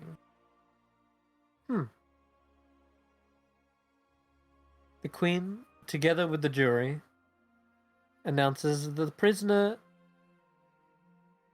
to be found not guilty, but instead must simply make amends. Rather than a harsh sentence, instead of being beheaded there and then, there would be a tea party and croquet. And any food left over from the feast shall be donated to the ones who were stolen from. Does this seem fitting? Rodolfo claps, a little golf clap, a little polite. Oh, yes, excellent. Yeah. Yes. Fantastic. Fantastic. Excellent. This scene just sort of melds away in a weird, hazy sort of collapse, almost like a stack of cards falling down. And yeah, just not quite right. Something is clearly hidden here in this vision. All seemed a bit too far-fetched. But would you like to then place that into the coffer and see a real? Yes, Okay. definitely. This, we replace a lot of things. The queen with raven black hair instead sits atop a throne, petting a quasit in her lap. A little abyssal creature. I think you probably would know a quasit when you saw one. Sure. So, yeah, I'll get you some art for this Just little a little fella. demon thing? Yeah, it is a little demon like this. Little spiky horns, beady eyes, and pointed teeth. They're a very low, abyssal-like creature, a demon. But he seems to sit there, completely content in her lap. And at the foot of her seat stands a chiseled fiend with dark skin and a crown of horns. He gives a grin as a pair of red caps drag a prisoner before his mistress. Another worm who dare defies your rule, my queen. The queen shifts, glaring down at the prisoner. You revolutionaries are like cockroaches. No matter how many times I stamp you out, you keep crawling back. The prisoner looks up defiantly. If refusing to starve is revolution, then so be it, witch. This land will be free. And the dark fiend kicks the prisoner and tells them to show respect, but reels back, hissing in a mix of pain and pleasure, as the queen tightens a magical leash around the demon's neck. I will be the one to decide this one's fate, Grazd. You, she points straight towards you, Rodolfo. What do you think your queen should do about this rebel? Do I recognize the rebel? Not really. Not someone you could put a finger to. They are potentially just another poor, unfortunate soul that's been captured by her And her minions. Do I recognize who the queen is? Like, The is queen it one of the hags? The queen is absolutely the raven-haired girl from the stables, from the first time you saw her entering into the hut. She is who you've come to sort of guess as Zybilna, Sibylna, yeah. but she doesn't look quite like any of the visions you've seen in the stained glass window or the jars of mist. She's, yeah, much more imposing. It definitely has the same sort of facial features, but the longer, much darker black hair is very imposing. And I don't think Much- I've ever seen her behave like this before either, like in a vengeful No. way. Definitely not. Not Okay. vengeful necessarily, but she's definitely like almost tyrannical in nature. Mhm. My lady, as always, you cannot give these people a cause. To there must be punishment, but you cannot make a martyr out of a revolutionary. Just put him to work. Let him make up for what he has done, and let it be an example of your beneficent rule. You speak wise words, advisor. Graz kind of hisses and says, "What?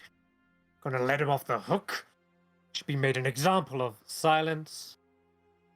I appreciate this one's wise words. I believe you are right. Perhaps mercy should be exercised. And more than that, we should make rights where wrongs have been done." And you hear the demon sort of growl under his breath. Igwil, what? What are you doing? It seems Say as though that name again. Igwilv. Igwilv, yeah, Igwilv. Igwilv. Okay. And now it seems like she's taken on a new moniker by this name. And she announces, as Witch Queen of Perrinland,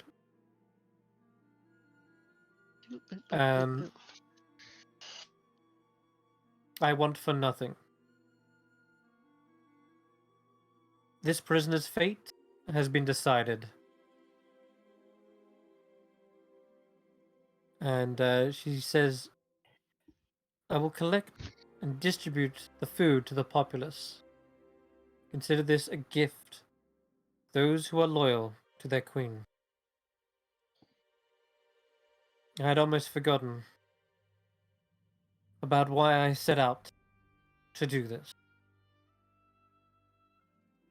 I was to serve the destitute and unfortunate.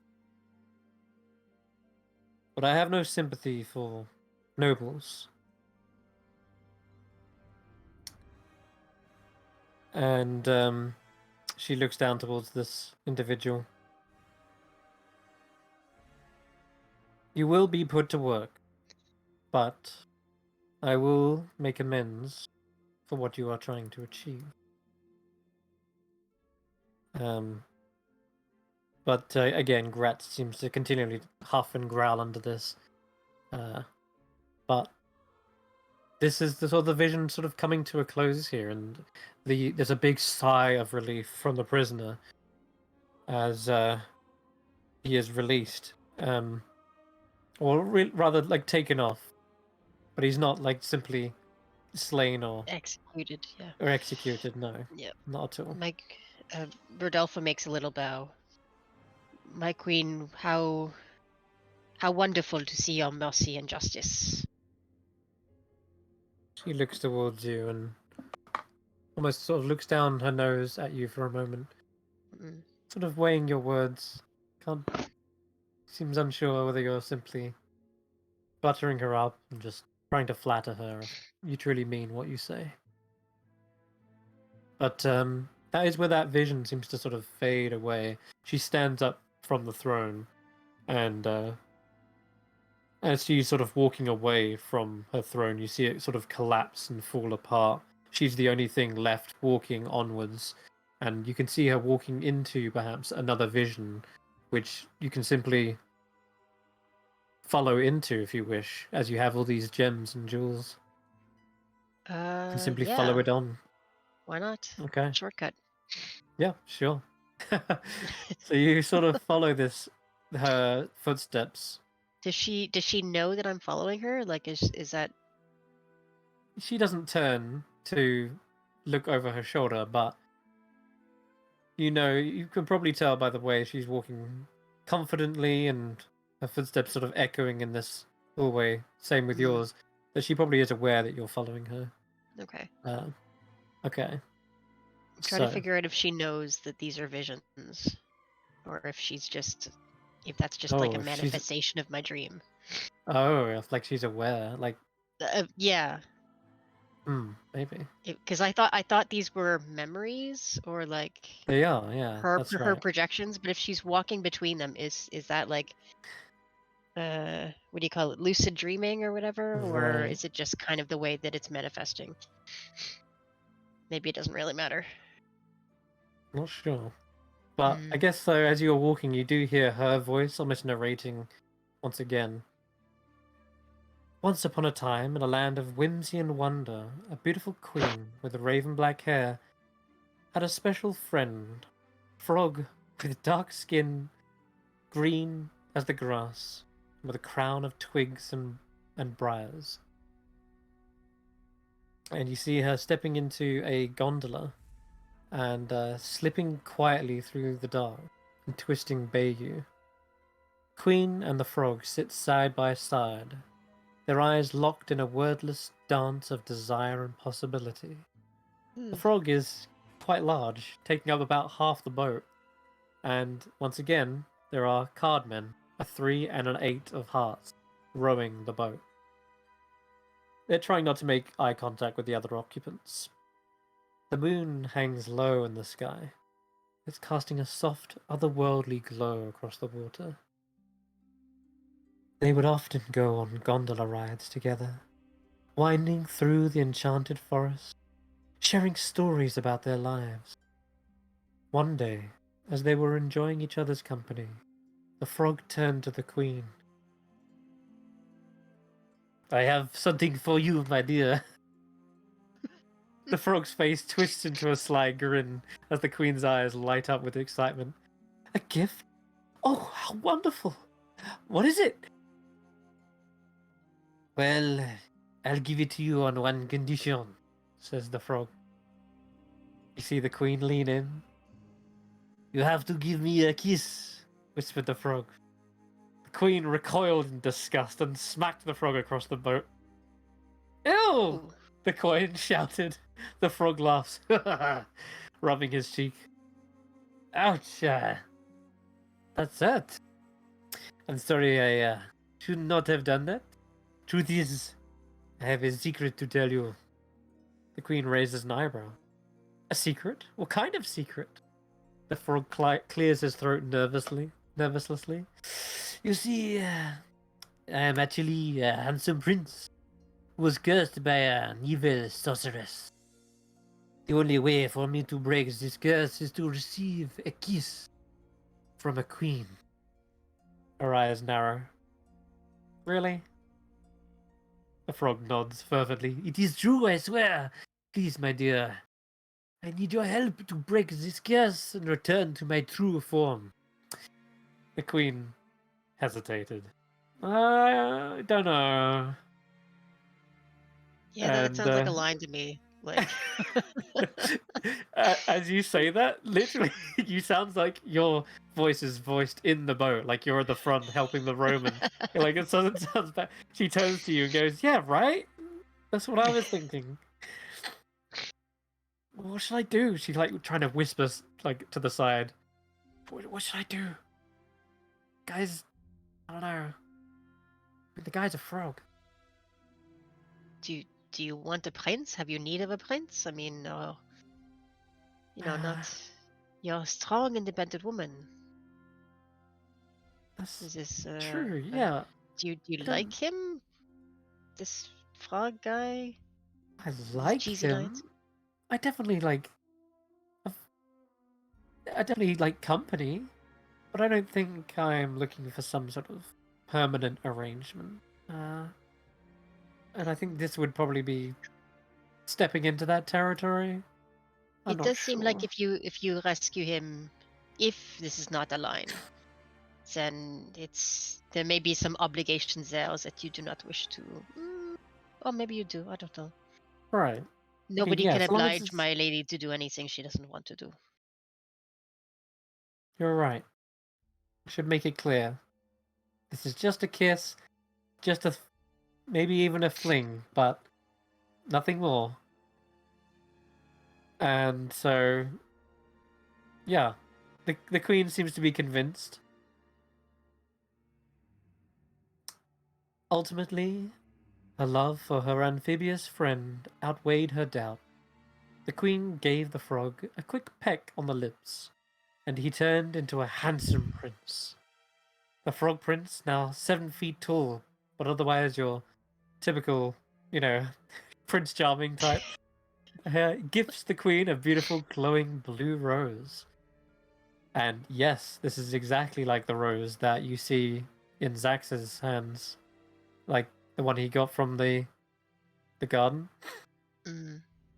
And yeah, you see the queen takes sort of a lean back into the boat and embraces the young handsome prince, and you can sort of see they kind of go out of view as the camera pans away and lazily drifting down the river into the love tunnel. Yeah, that was a thing. Okay. Right. Okay. So Time for the what's the true real vision. version? The true version. Okay, the truth, and nothing but. It begins similar, but with adjustments. Mm. The middle-aged woman is with raven black hair, cuddling against the dark-skinned fiend you've come to see a few times now. He has the crown of horns, the sort of muscular figure, the alluring dark eyes. This must be Grit. Yeah, from not Grist, Grazed. Graz. Yes. The gondola begins to lazily drift downriver, but this isn't a beautiful, picturesque river. No, a river of salt churns beneath their boat as they wind through a forest of trees with writhing snakes for branches. And you hear the voice of the demon prince. I have something for you, Wilva. My black-hearted beauty. What name did you just say? Wilva. Wilva. Yeah. Wilva. The woman looks up at him. A gift from a demon. And what price will I have to pay in return? She smirks, but she stabs at his chest with a disapproving finger.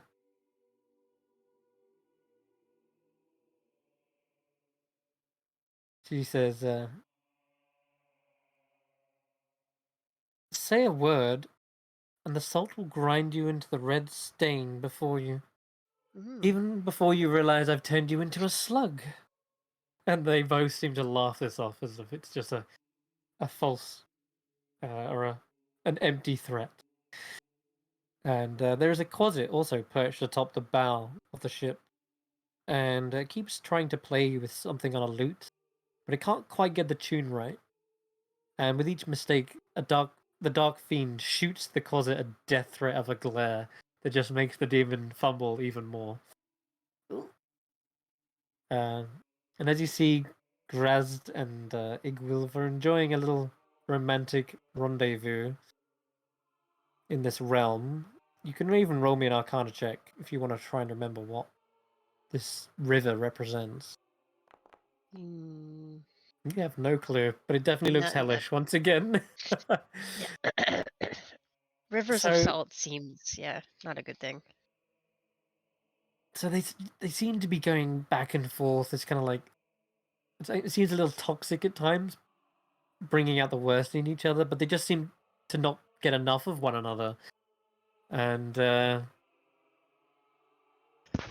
well, it seems as though Will feels a sense of power. You can tell. You can roll an insight check as well, whilst you're at it. I would love to. Come on. 9. Nope. Nope. You can just see that there is some affection there, but you're not necessarily sure whether you would call it love. It's hard to tell. They seem to be playing too many games and almost sort of pretending at times to hate each other. Hmm. Yeah, that tracks. But yeah, nonetheless, this gift that she wants to give her, you see as he seems like you could probably see from where you are what the gift is. It's like behind his back, and he hasn't given it to her because he's like waiting for the right moment, but it isn't coming when you can see this closet, Black Comet, is having trouble setting the mood of playing this awful tune on his flute. The actual present seems to be like a cloak, but it's made of flayed skin or hide. It looks like a hellish kind of red and cracked skin. It looks like fiendish in nature for sure. And you see Black Comet look towards you and goes, "Hey, I can't get it right. I can't get this damn tune right. Maybe you can give me a hand." I'll give him guidance. Wait, do you know how to play this? Me? Can you I play an mean, instrument? no. I just suggest maybe tuning it first. It seems like a good start. Tune a flute? Wait, you have to tune a flute? You have to tune a flute. You have to adjust the space in between the parts. I didn't even know you could tune a flute. Well, probably why I'm playing so bad. Okay, sure, give him some guidance. And I'm gonna roll his performance. Come on, roll. 3. 3, okay. Here we go. Oh, he got an 18. Not bad. There you go. So he starts to deliver a much better performance, and seems like you've helped him back up. And yeah, you see the closet also kind of, as they're playing this tune, you see a bouquet of viper flowers seem to appear out of thin air, and all around the boat there's just vipers just arranged in flowers, and it seems to set this sort of romantic quotation marks atmosphere. And you see the dark prince and this witch queen sharing a kiss effectively, as the mood is just right for the romance to sort of kick off.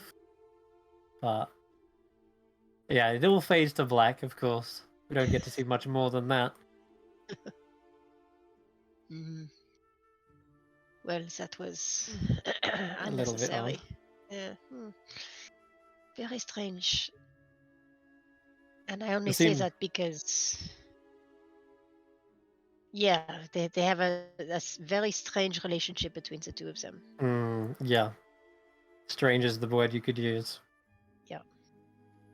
There is Like- 2 visions left, but you've only got one of them. So sorry, so this is the last vision you have. You'd have to find the last one. So, I have the vision, but I don't have the coffer yet for this last one, You have or I don't yeah. have either. You've got 2 more visions to collect. You've actually got coffers for both. Sorry, you've got 1 more vision to collect, i.e. the jewel, but you've got the coffer for it. So right Oh, now okay. you can see 7 of 8, we'll say. Yeah. And you can also see the true version of that. So, last one right now. Try to get through it. You hear again the voice, distant. Once upon a time, in an enchanted forest, there lived a sorceress with raven black hair. You see, sitting in her dark chambers, once again, the middle-aged woman, this time with disheveled hair, dark circles under her eyes. Her desk is a mess. It's covered with open tomes and discarded papers. One day, the sorceress turned to her magic mirror and asked, "Mirror, mirror on the wall, who is the most powerful of them all?" The bright silver ornate mirror flickers to life, its voice cold and indifferent. "There is a fair maiden who is far more powerful than you, beloved by all who knew her." The mirror shows an image of a beautiful young woman with bright blonde hair. Oh, I actually have art for this. Yep, I'll show you. There you go. This beautiful woman is full of joy, full of happiness and innocence. And you can tell there's... Roll me a perception check here.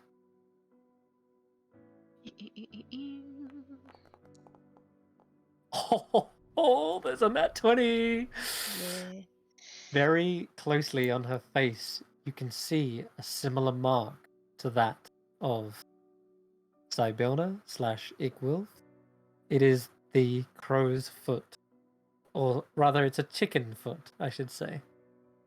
But it looks like a bird's, like, print. Bird's foot. Footprint, yeah. And you can see it's just on her left cheek. And you've noticed the same mark on a number of different things you've seen so far. Mm. I'll show you again the jars of time just as a little reminder. Yeah, here you go. You've seen it on Sibylna's right cheek. And there it is in all three stages. So this one, you can tell it's definitely not Sibylna, but she seems to be almost very close to her, or at least has the same origins, perhaps. Okay. And you remember seeing her in the very first scene, the true vision, when the two were like approaching the hut. But you haven't seen her in the story since. The sorcerer was consumed with jealousy and rage. She hurled the mirror to the ground, but to her surprise, it did not shatter. A small dragon-like creature then attempts to pick up the mirror, and it seems to try and throw it as well, and it hits a bookshelf and dislodges some books, but the mirror still refuses to shatter and break. As the sorcerer slumps into a chair, the young Jabberwock rushes to her side and attempts to cheer her up. The Jabberwock, who has served the sorceress for many years, suggested, "Might we play a game of chess?" And the voice is almost kind of like warbling and reverberating. And you see they slump back up and begin to place the pieces on the board. And you're here as well, now suddenly looking directly over the board, over the top of it. And they don't seem to have noticed you here in this one. But the pieces are... It's Dragon Chess, so a game you're familiar with. It's a very popular game in Faerun. Yeah. What do you do? They play back and forth for a long time. And it seems to be going back and forth, like who's going to win, who's going to lose. But it feels almost like your presence here is able to sort of nudge the fate of these pieces. The other two are completely unaware of you. And they're just regular pieces, as far as I can tell. Yes. What happens when they get taken off the board? They only get taken off when a piece is won, but they are just sat aside, I guess. Actually, no. Sometimes they're destroyed, particularly if the sorceress is very fed up with a certain piece. She will annihilate it. Okay. I guess that was kind of what I was asking. Um, hmm. When the next piece gets taken off the board, I'm gonna snatch it up and see if I can just palm it. Okay, sure. Yeah. That Um, sounds good. to try and, I don't know, save whoever that is from a horrible fate. All right. And here we have a little image of the raven-haired woman. Hmm. But instead of a little closet there, it's like a little dragon playing chess. So, all right, yeah, you steal away some of the pieces. Whose pieces do you steal? Which side? Both, or Both. whoever's Okay. like whichever's the first one to go. Yeah. Do you intend to try and keep this chess match like a stalemate? No, I just don't want any of them to be destroyed. I'm wondering to Okay. see if they notice me. Sure. No, they don't seem to notice you at all. They seem to be fully engrossed in this game. In fact, you know, when they get a little bit too competitive on a board game, it's like that. They're like, you can see a vein popping on Zybillna's head, like, oh, I have to win this. And in the when they're playing in the rest of the room, like, is there any sign of a mirror? The mirror, yes, it's Yeah, still on the the mirror's floor there. where it was thrown across the room. I'm gonna go and look at it. Okay. I want to, see if I can see my own reflection in the mirror. You do not have a reflection in this. No. You see the rest of the room, Yeah. but you don't seem to have a reflection. And how close would I be able to pick it up without them noticing? Whether you do or don't, they just don't seem to hear you or notice you in any regard. And yeah, you could pick it up. It doesn't seem to Okay. like disturb Yeah. them. I'm gonna pick it up and take it to a corner of the room and look at it and go, mirror, mirror on the wall. Where is Zybilna if she doesn't fall? Wow. Okay. Where is Sybona if she does not fall? The mirror sort of suddenly appears as a faded face that's just sort of melded from the background of the room. Fall. Fall as in fall from grace. Fall from power.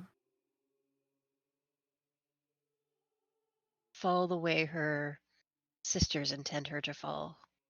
You know what I mean, mirror. Hmm. It smiles. If Zybilna does not fall, then she will be exactly where she was left.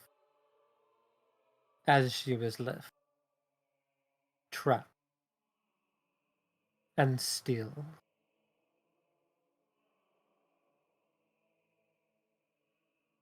Trapped and still. Yes.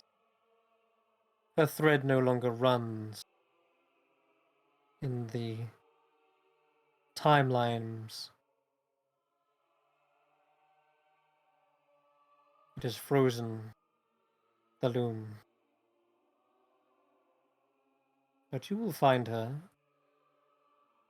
in the largest of halls, the ballroom. In the ballroom.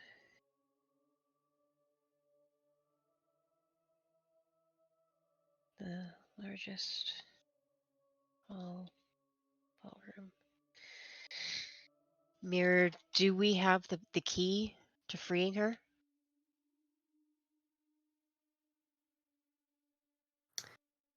You ask many questions. for one who does not belong. Well, consequence free. I should do my accent again. Consequence free, like a freebie. I will answer any questions you have in return.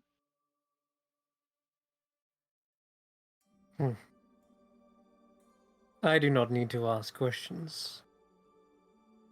I already have all the answers I need. And often, the moral of the story is you're better off not asking at all, for you might not get the answer you like. And you see it just sort of side-eye the raven-haired woman sitting in the chair. But if you must know, the key has 2 parts, and you are lacking one.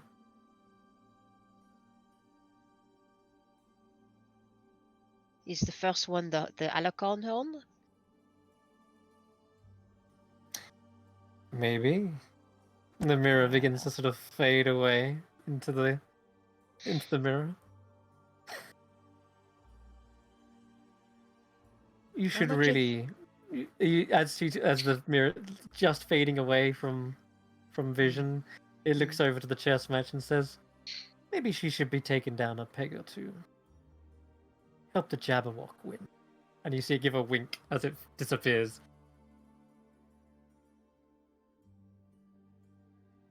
Was that last bit? I spaced. Let the Jabberwock win. Yeah, help the Jabberwock win. They've been playing for like what feels like hours now. It's very intense. Yeah. How am I going to do that? They're both concentrating too hard that I couldn't move a piece around without them noticing, right? No, you could move pieces around. Yeah? Yeah. Okay. You picked up a mirror and put it back on the wall. They didn't notice that. Yeah, true. Okay. I'm going to shuffle a couple of pieces around. I'm gonna give the Jabberwock a couple of easy kills. Or whatever it's called in chess. Alright. Well, as you know, even just a single piece can begin to cascade victory. Yeah. Especially when these 2 opponents seem to be interlocked in a stalemate. And after 1 more hour, the Jabberwock ultimately is victorious. And the sorcerer goes back to the mirror on the wall, and she calls for her huntsman to discuss the fair maiden. She is very upset, and she just cannot stand it. Oh dear. She's, "Get my huntsman. Find this fair maiden. You know what to do." And that is where that vision cracks and shatters like the mirror was like they were attempting to do to the mirror earlier. This one just shatters into pieces. Okay. With a sort of a laughter from the mirror as it does. But you want to see that true vision. You can place the gem inside the coffer. Was that was not the true vision? No, it was not. Ah. The huntsman, the mirror. You did find a mirror in her what do we call it, quarters, but you scrutinized it and there was no magic over the mirror whatsoever. It was a mundane mirror. Okay. All right. Final one. Here we go. Yep. Thanks for your patience, everybody. It's A middle-aged woman with disheveled raven black hair is consulting a crystal ball. The bags under her eyes speak of her lack of sleep, and the disorder of the chamber around her is clearly not the norm. She says, useless thing! She swats the orb off of her desk, where it lands on the closet curled up at her feet. Ah! The demon shouts with a surprise, then chucks the crystal ball into a stack of books, telling it to get lost. The little fiend clambers up to pat the woman on her arm. But any comfort she gets from this gesture is completely lost, as a white chess piece on a nearby board suddenly slides and moves to check the Black Queen. It's very obvious she's not in a good space right now. And you can roll an insight check as well while you're here.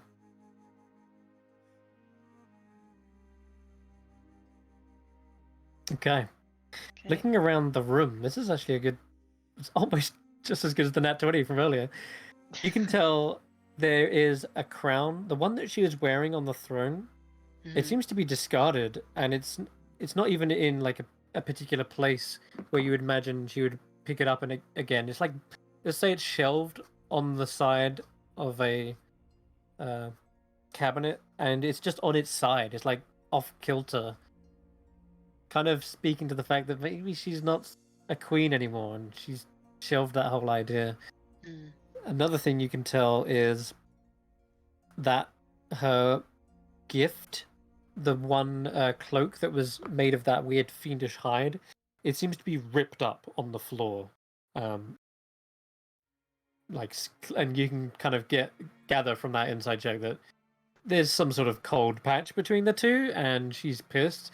She's ripped it up because she is like rejecting the gift. Okay. And she's stressed. You can tell. She's like, ah. And she looks out one window and looks out another, and she doesn't seem to find any solace from any direction in her room. It almost looks like she feels surrounded on all sides. And definitely, judging from the pieces on the board, she's losing ground, represented by this ongoing chess match. Can I tell if she's upset by anything in particular besides the chess match, or like is she just generally angry and it's just one more factor, or is she just really into the game? It seems like an absolute culmination of everything. The lack of her station, her romance has fallen apart, enemies are seemingly surrounding her, and she's being outwitted in this game. And I'll even add to this, the piece that seemed to magically move on its own, there's like this after image, like a slight illusion, like a bluish tint that does this, but then it seems to disappear again. And you gather that there's some sort of telepathic or telekinetic presence that's able to move the piece from a far distance. And perhaps in another tower, this wizard is controlling his own board and moving the piece. It seems to change that here. Okay. The wizard is one you have not seen. I'll just tell you now. He does not look like Xaxx. He's bald, and he has a well-trimmed mustache, black, and a beard underneath that. And he has a ring, like a golden earring on one ear, and he's wearing nice, fine, like almost like archmage robes. Yeah. But he's not in the room, so how am I seeing him? You see like an after image moving the piece. Oh, okay. As if he's actually operating the same board, but from perhaps his own wizard tower. Okay, but he's not in the room. He is not. Right. It sort of dissipates again afterwards, after the piece is moved into place. Okay. Gotcha. And you can tell not even her lifelong companion, the Quasit Black Comet, is able to comfort her. What do you do? You comforted her once before, but there seems to be much, much bigger problems now. So she's discarded the lover and the crown. She's losing the game.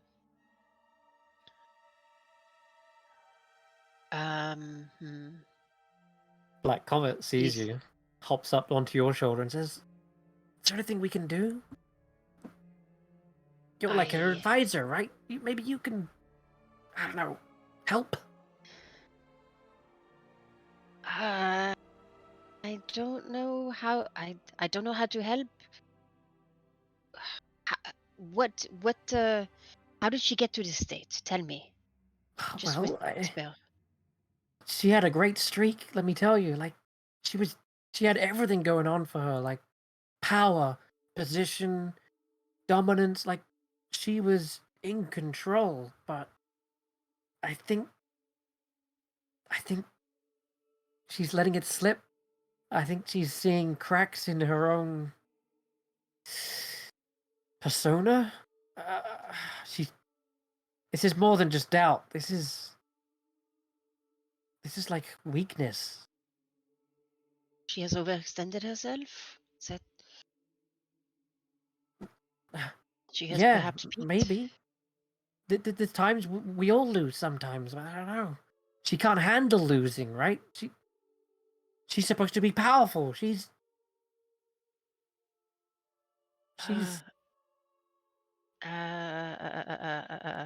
Can I insight check to find out how willing she would be to listen to advice? Yeah, If you that, can that tell makes sense? from I'll say continuing that role, she sort of slumps down and she may be frustrated, but you can tell she's at her wit's end.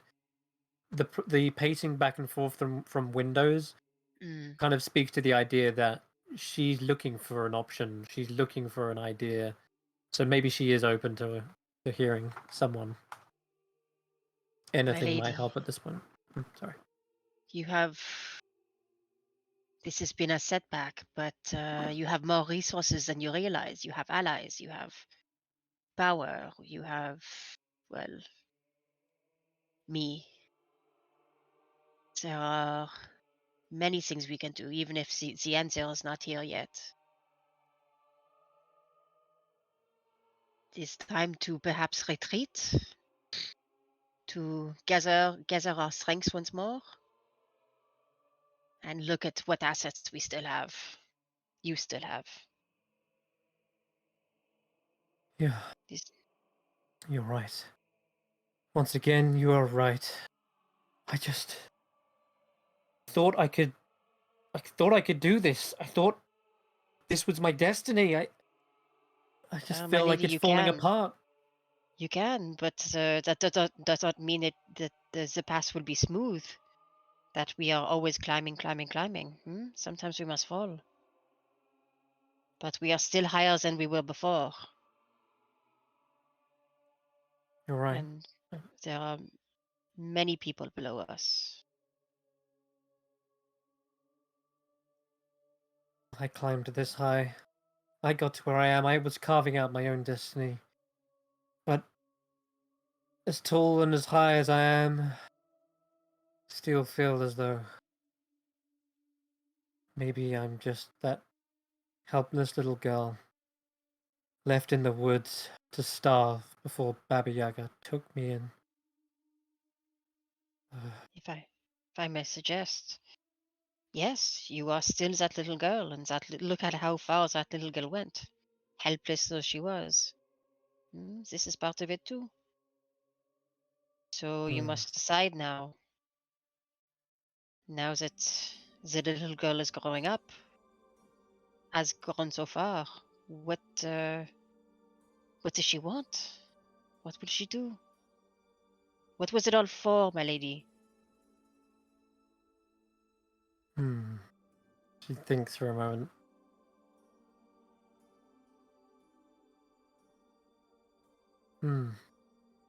You roll me a persuasion check as well. I'm gonna say with advantage, because you basically hit all the nails on the head. So ignore the one because we have advantage. Sorry. I was trying to Thank roll with goodness. advantage. That's better. 21. Okay, yeah, I'll take it. Absolutely. Your words have absolutely tilted this this outcome in a much more favorable light. And she says, yes, it was to gain back my life, make my own life. Rather than a servant of Baba Yaga, I would become something else.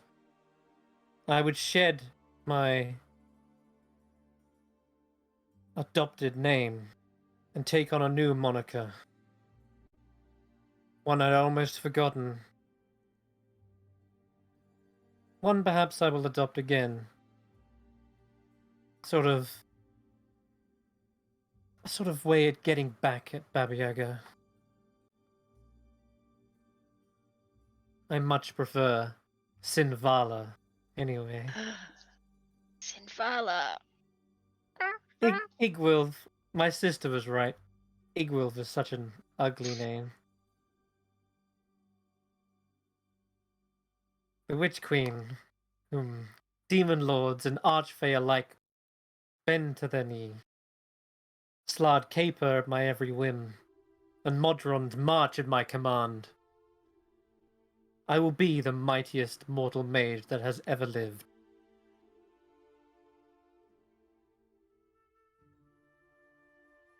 But yet, how can I still feel this way?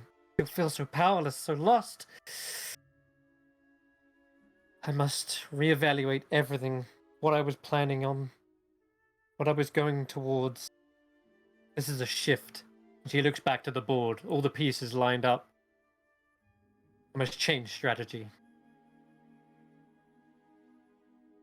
A new course. And she picks up the piece and places it firmly out of checkmate.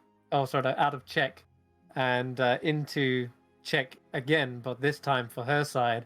And as she does this, a lightning bolt streaks from the pieces, zapping and annihilating the other piece of the opposition. And you see once again the bold mage appear in a translucent image, almost shocked and like confused, and then he seems to regard the pieces carefully, stroking his beard. And if I can get an image for that as well. Not loading. There it is. Here we go. Mm-hmm. Okay. All right. That is the 7th of the 8th vision. There is but one left for you to find. You already have the Yes. coffer to place it in. But that was annoyance, by the way. The Dretch annoyance. Stretch annoyance. Annoyance. I think it was anyway. What was it? It must have. Yeah. I would have hit annoyance if you hadn't said the name. Yeah. All right. So, back into the room. You guys, Okay. you've probably finished a long rest at this point, Rodolfo. What about anyone else? What do you like to do during this long rest? Read 2 hours of the book. Yeah, sure. Xaxx. Take it off. Yeah, I've done that. Haha, haha. No, I got nothing else. No, that's fine. Don't have to. Can move right along. Tanwen, anything you wanted to do? She's just nipped off briefly. Okay. What about you, Tarquin? No, nothing that comes to mind. I might just have Tarquin chat with Glister and Gleam about like their time at the carnival and what acts we can potentially do in the future together. Oh, come on. What? No, sorry. My own thing. Just rolling item recharges. Oh yes, that's Unlucky. fun. And then finally, Xaxx. I'm listening to the book. I'm making the food. Ooh. And I'm gonna try to see if I can connect with the moonstones and like the pool, the watcher pool, and everything like that, and connect with those things and see if there's any sort of effect here. There's a connection. Previously, you've had to roll for this to see how far your visions can stretch through this foggy cloud. But no, this time, there is no fog. You cleared that. The ones separating all the ones within the Feywild, it's clear as day, and you feel yourself thrust into it almost immediately, starting with the one from hither, in the inn, at the end of the road, that suddenly leaps and bounds to the Watcher's pool, where it connects and you see a purifying pulse ripple across the lake. That then bounces from the lake towards thither, where you see the crater, the massive moonstone that collided with the earth. And you see again a faint image of that ethereal woman with outstretched wings and a hooded face. And you remember a word, or maybe a letter. There were runes. One represented silver, another represented healing. And then there was a symbol that looked like an E. You couldn't quite get the name, but your vision is then jettisoned from the crash site of that comet and bounces all the way out into the distant mountains of Yon, where you feel the tether connect with the gemstone that you found in the Twilight realm, where you found your mother. This treasure, this gift she gave you, it must have been carved of moonstone that she found in Yon, because there's clearly a bond with it. And you can feel this network joining. And finally, the distant ones way back to the, well, material plane. That one is shrouded by fog, but you can tell it's there, and you know that way leads back to your very first moon shrine. In fact, do we have the old map? Yeah, we do. Yeah, why not? We'll activate it.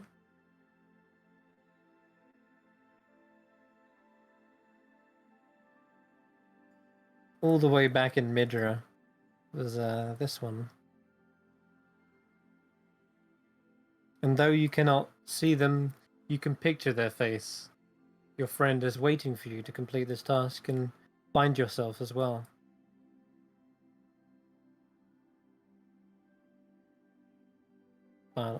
Yeah, all around you can feel the network definitely becoming stronger, and as it does, it's almost like synapses connecting in the brain, filling holes where there were blanks. You remember there's like memories being joined together. It feels like that's what it's been like for you on this journey as well, like figuring out who your parents were, figuring out what happened to them, and what happened to your memories, where they are, and how to get them back has all been a big part of connecting the dots. And it feels like you're connecting the dots as well for your deity. This is what it's all been about. It's like you don't know where you... Yeah, go on. Sorry, is there any more sense of who my god is, or is that still a mystery? I'll tell you what. And this chimes in with what I was about to say, and you can roll a perception check, because all this while you've really not known where you were going, what path to follow. You've just sort of been moving forward, facing whatever challenge comes your way. But it's not until you look back and you see the journey that you've come on. You see all the things you've reached, all the places you've visited. It's not until then that you see the dots beginning to connect. Much like that constellation on the back of the astronomer's throne. Let's go there as well. You start to see a picture being played out. Maybe it's also a letter as well. Let me find, where is it? Astronomer's throne. Yon? Oh yeah, there we go.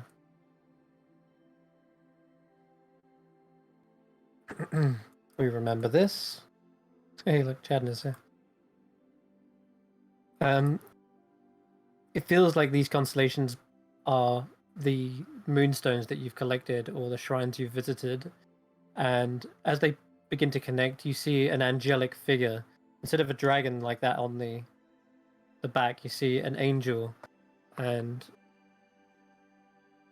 she is wielding a shield in one hand and a mace in the other. Almost similar to how yourself is equipped, right? You have a shield and mace, right? I don't have a mace, but I have a shield. Yeah. Okay, sure. Well, in that case, then you see that perhaps she's just puts the mace to her side, and she places her hand against her chest, and you see a light shining from it, glowing brightly, and then these constellations seem to shift as you're blinded for a moment. They seem to have rearranged into letters. The first one spelling out an E. And with a 20, you definitely make out the second letter as an O. And the last one is almost like a streak that's like flickering like a lightning bolt. But because it's flickering, it's hard to make out exactly. Like a lightning bolt, like a Z or an S. Like an S, yeah, or a Z. From what you're telling, I'll say it with an S. Because you got a 20. Yeah, it looks much more like an S. Can I tell how many letters it is? It is, like all things have been, it's a 3-letter word. All things seem to come in 3s. Like Eos?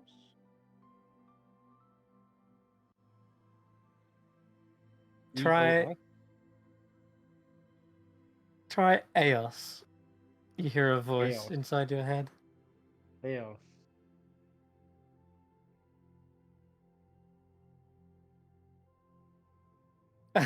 See people in the chat, oh, of course. Of course, they say. The telescope's talking to me right now. Eos, it says. EOS. And the moonstone suddenly glows brighter. Seems so obvious now. Now that you've said it, it's like I always knew. But I find myself scattered, shattered. You found so many pieces. But will I ever be whole again? Perhaps I don't need to be. Perhaps I am broken, and that is okay. Because more people can find me this way. And in turn, perhaps I can help them.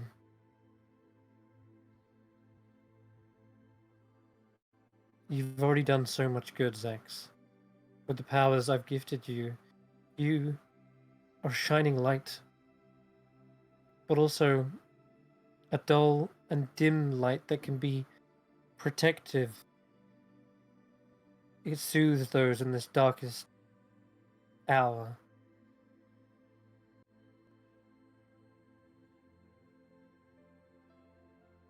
A light when all others go out.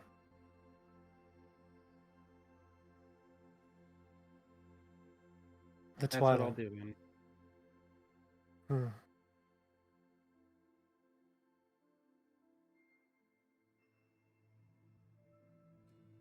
I think I have to start somewhere. Now that I know who I am, I'll have to choose a piece. Perhaps walk the earth. Begin a new story.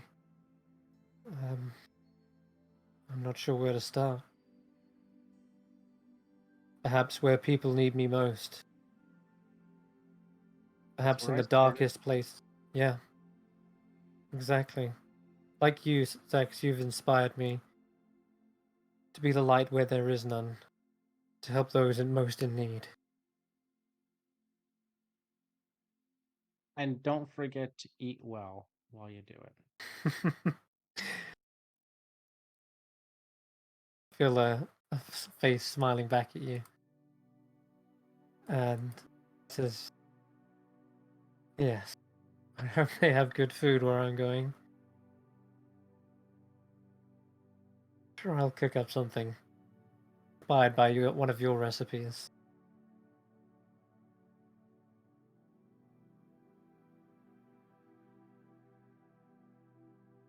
Let's see.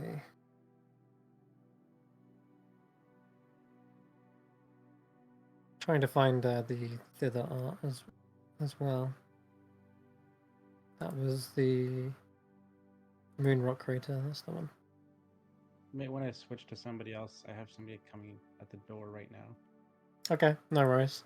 That seems like a good place. I'll be back in a second. Sorry. Sure. All right. So with that, Xaxx feels like he's made a true connection, not with his deity, but helping his deity find out just who they were. Their name is a good start, and I think he'll probably ask more questions in a minute, but for now, you guys do get the benefits of a long rest. So mark that. All your spell slots return, etc., etc. Sweet. More exploration. And day turns to day as the sun is scorchingly hot and bright when you come to open your eyes, Wow. almost blindingly so, and it feels stiflingly hot, almost like it's suddenly gone into the height of summer.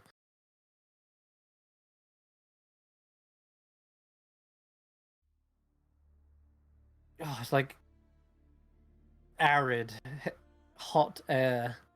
Feels like you're in a desert when you wake up. Almost like today in the UK. Yes, exactly that. Wake up in a sweat, you're drenched. Is this the first time that the weather has really changed dramatically since we've been here? Yes, yeah. You could see it was getting hotter and brighter on the horizon, but it feels like the sun's rays have reached you. It's it's because Almost of like the summer court coming in. Oh, the summer court. Yes. Yeah, Okay. that's not just been forgotten. That's happening. Okay. Yeah. Yeah, we let them in by getting rid of the fog so we could come here. Okay. I'm sure that nothing bad will happen because of that. It is Yeah, very I'm hot. So. Oh my goodness. I mean, Humid. if we could get by in the heat, maybe we could be friends with them. Maybe they'll run this place nice. I actually think the dome actually can have temperature control. So it's not until that vanishes. It does. It's not. Yeah, you actually get a good sleep in that case. It's not until it vanishes when suddenly you feel the heat.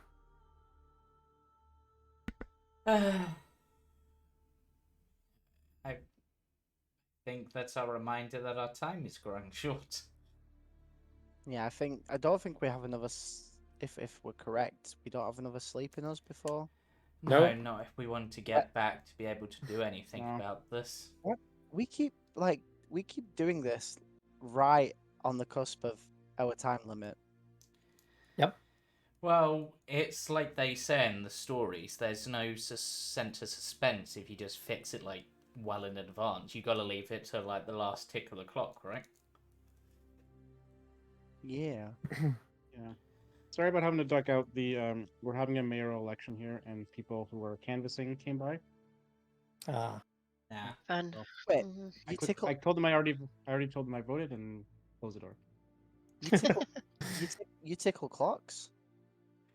No, a tick of the clock, you know, like TikTok. Oh, okay, that makes more sense. I thought you went around tickling clocks. I mean, in the right place, maybe, but no. Anyway, Maybe it would send them So, cuckoo. was there anything else you'd like to ask your deity in that moment?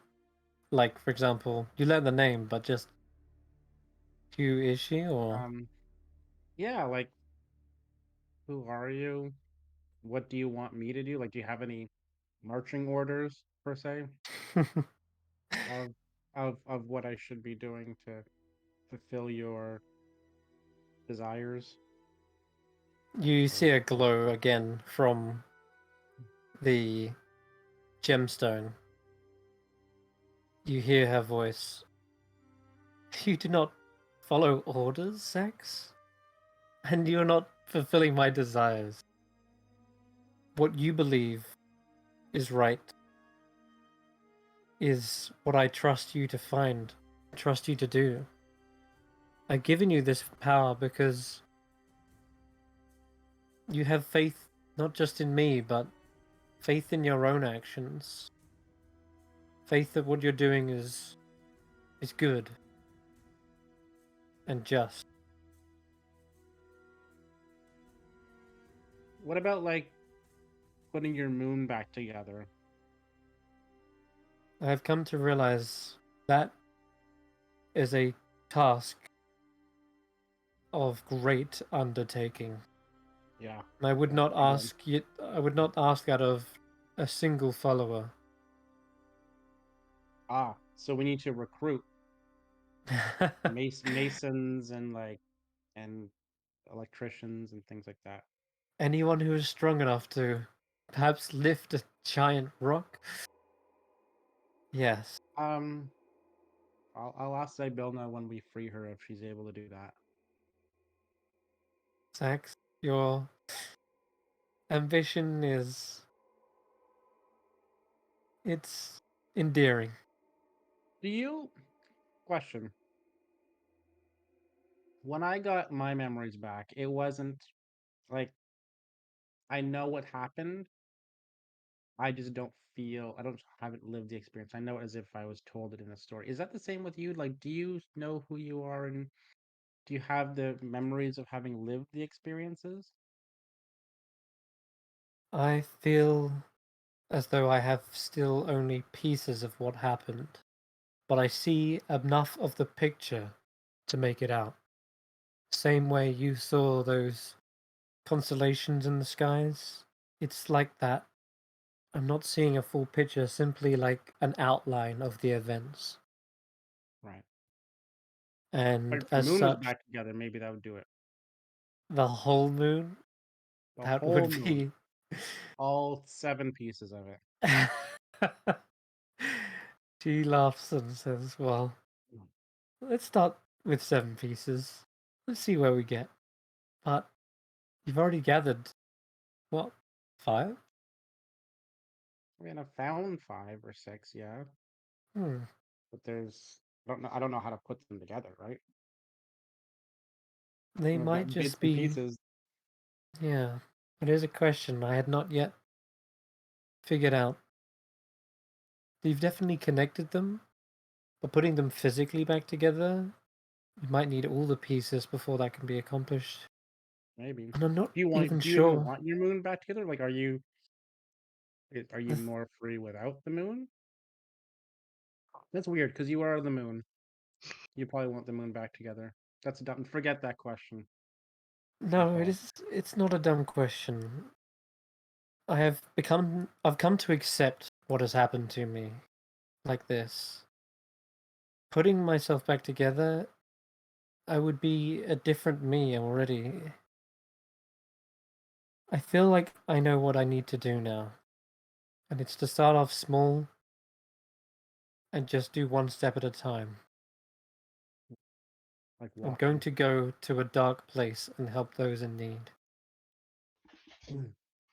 When you say dark, you mean like actually dark? Like dark, like there's not a lot of light and they just need some candles, or like dark is in like, oh, this place is messed up. Both. Oh, jeez. Well, let I'm me not know if you want to sure. help. I'm not sure whether I will even remember what happened if I go to this place. It'll be like I'm starting fresh, starting anew. But I feel an empty vessel there that I can step into and begin to make change. Okay, that's positive. Yes. Wow. Positivity. That's what I will bring, and light, and comfort, and protection, and And good. food. Yes. And And food. food. Comfort and food go together. That's true. But I will have to prepare for a journey. I have to travel across the skies again, almost like a meteor, the way I fell the first time. I'm sure you have many questions about who I am, where I Yeah. came from, Totally. and what happened, how I became shattered. Yeah, I that's a think, good one too. but I think for now I will let the next piece tell you. I'm sure you'll find another one lying around. Perhaps they will have a better vision of what happened.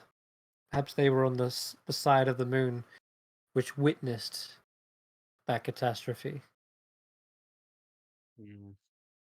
I am simply a piece who remembers their name and now has a renewed sense of purpose. And you have my thanks for that. You gave me all the cool stuff I can do, so yeah, it's like the least I can do. So long as you keep doing good with it, you can use it as much as you like. Do the best I can. If you see my dad out there, let him know, and my mom, I guess, because she didn't know who I was. Let them know I'd like to see them again If I do, when they're ready. I will let them know. I'm sure to come across many dangers. Perhaps dragons will rank among them. But Be first, safe. I have a Make sure you have a vampire to cleric deal with with. you. A vampire? A What? cleric, you say? Yeah, take a You know cleric with what? you. A cleric is a good choice. And with that, she vanishes from what feels like Vampire? a presence from your mind. Like, she's going Time to fight to. a vampire? Man, that sounds so Yep. cool. We're stuck in this puzzle castle, and she's gonna go fight a vampire. We'll probably be very good against a vampire, all that holy magic and whatever. You know, I'm just saying this to myself. Yeah. As you see the light in that gemstone sort of just slowly peter out. There we go. And thus, Eos was born, a cleric in a dark realm of Barovia, where she takes on a brand new fresh slate with no memories of her past self. There to help others in need and to spread good and light. And yeah, she becomes a Twilight cleric. And you can catch all those adventures Chris, on Cursebreakers. what Is a she, way a, to is she put an that actual together. character? Yeah. Yeah, Yeah. Chris's character in my Curse of Strahd game I ran. Yeah, Mhm. that is Really? crazy how you Yeah. put all that together. Wait, was she a cleric Yep, Yeah. She Twilight is. Cleric. She's a Twilight cleric. in the Curse of? Did you like broadcast this one? Yep, Yeah? it's Yep. on the Fully YouTube here. streamed. That is Oh my crazy. god. How Okay, you I put guess all I that have to go Although, watch that. from memory, didn't she not start off as a Twilight Cleric, but she became one started that... Exactly. She started as a life domain cleric, and slowly she shifted as she found a new purpose. The moment she became a Twilight cleric is the moment she got her memories back and realized who she was. Because, like I say, she started fresh anew, entering into a vessel in Barovia. There are lots of lost souls. I won't spoil it too much, but just know that souls don't normally. They're not normally born into Barovia. They're normally Yeah. um, what's the word? Adopted, I guess, is the word. Stepped into. Yeah. Anyway, Souls. Yeah. Anyway, it's a whole thing. Check out Cursebreakers. Shameless plug. If you want to continue the adventure of Well, I that have to now. storyline. So Yeah. it's honestly a pretty good thing. A pretty good campaign. Did you it have is that planned great. from the beginning? I absolutely did, yeah. And if you want to know more about Eos, I will be happy to shed more light on it when you find the next moon piece, because you will find Wait, out should I not? just who she is. So should I You not can watch the Curse Breakers then, so I won't you spoil can it for absolutely myself? watch the Cursebreakers. You'll probably find the Moonstone before you get to that point, because it's quite a Okay. long one. Yeah. But You get to see me as a bad. not to mention, I don't think it actually leaks what truly happened to her. Just she knows that she was once a deity, but now she's Yeah. just a humble adventurer. Yeah. Because all she is just a piece of a fallen deity. She is not a god. She is not like this almighty powerful being. She just has a fragment of her divine power. That's it. Yeah. Oh man, And I didn't know and any those of this stuff. yeah, well, now you do. And you are perfect in the way you just said. You should pick a cleric. That's so good. I didn't plan for that part, that's for sure. When you're like, you Yep. should get a cleric. And That's this probably and why. I was this like, take a whole cleric with you. and this Yeah. whole link is why I will say that unless you need to, you shouldn't go gluten free. Yeah, that the start of that campaign has a twist. You'll see it. Yeah. Anyway. All Anyway. right, Oh man. back to Okay, Palace. back to this. Okay, sorry. Okay, you have one more crystal to collect, and you have the rest of the palace to explore. Time is of the essence. There is a burning bright sun on the horizon. The heat is oppressive. You can feel, when you walk into a tiled flooring on the outside, and all the floor is like scorching hot. It's like that. You put on your shoes because I'm sure you didn't sleep with them on to keep your feet from being burnt. So, But yes, time is of the essence. so do we want to quickly run upstairs and say Simva? Oh wait, never mind. We've not been told that.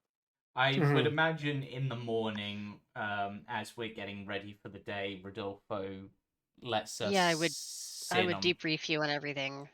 Okay. Right. Well, we've got some other names and titles, so shall I nip upstairs and try them? Yeah, might as well go ahead and give it a shot. Right. Sibilna So do them all. Wilva What if Silvana, Witch Queen of Perrinlands. Yeah, what if it takes like all 5 of us and we have to say all the names at once? Well, then someone else come Same up. time. I'll do the clapping thing, and we can all. All right. Sure. So So you all based on gather what you were round. saying, I think it might be that you got the names right, but Igwil was an old name that no longer worked. Like they changed their password. Huh. Okay. So you come to the door. You're all gathered round it. Who's saying the name? Yeah, we'll say it. We'll say all of the names that we've learnt for her in conjunction, so all of us saying one of them at the same time.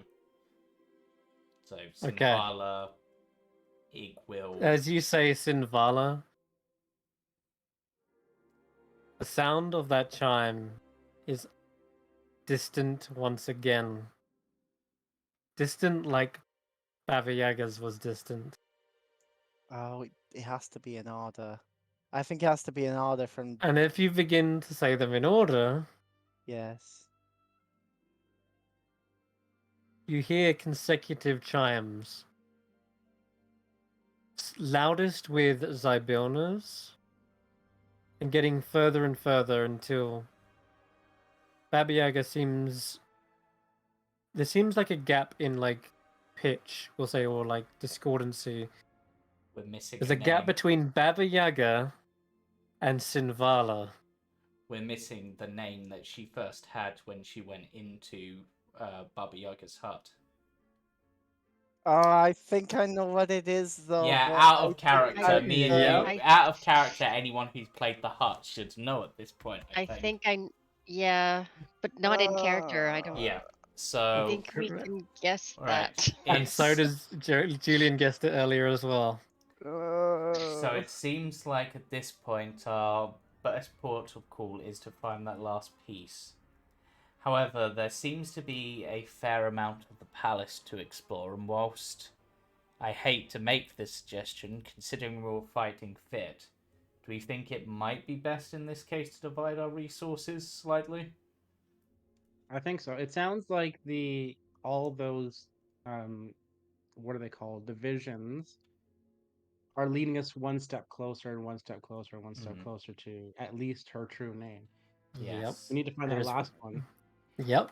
It's almost like the path is leading from origins as the daughter of Baba Yaga, with that being first, all the way down to the name she has had in the past.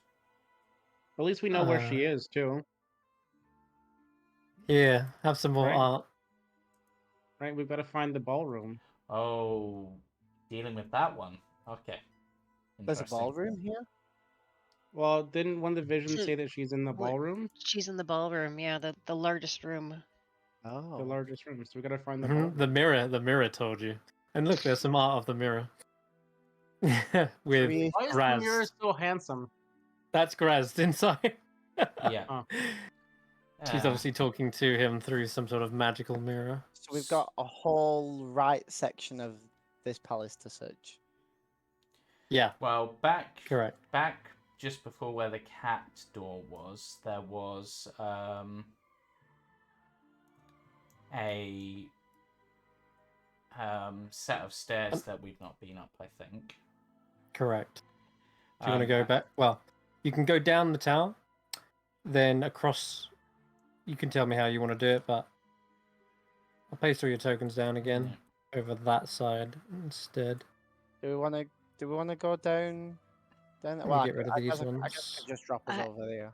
I have one more jewel to find, Yes, Yeah. so that's so I would like to do at least a little bit of exploring. Yeah. Yes, Oh, I and should we've take a also look. got that weird room over here, of, like, what I assume is portcullis, because I don't think I was here when we looked at that. No, we've been there. Oh, what was in there? That's where someone got frustrated and tried to fly up there to see if they could get into this center tower. Ah, I think it was Xaxx. Yeah, it was me. Yeah. And there was just nothing there. It was just a portcullis, like leading to viewing outside. okay.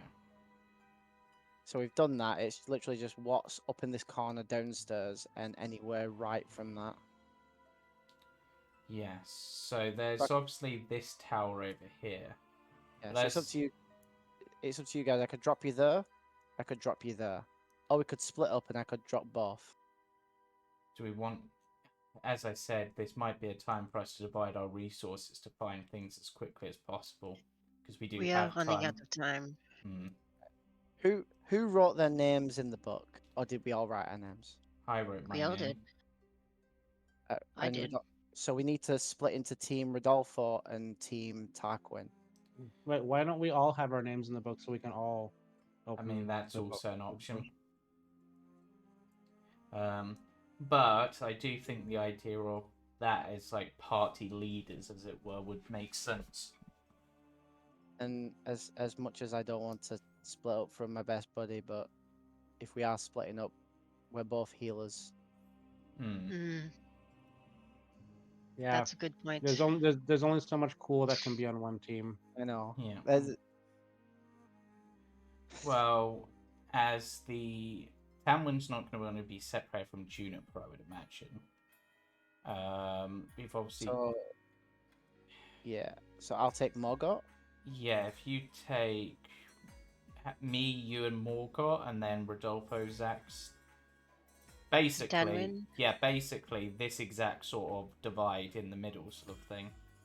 So us 5 over here, and then those 5 over You're there. normally the front line sometimes, Tarquin, and as am I.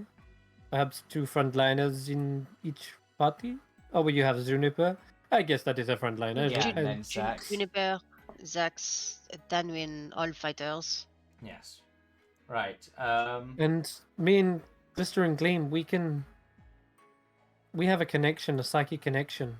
We can talk to each other. Oh wait, through... you can over vast distances. We've been together for a while now. We're starting to realize our bond is closer than it ever was before. So Galeem go with Team Moon. Yes, that makes sense. We'll be Team Sun. You can be Team Moon. Cool.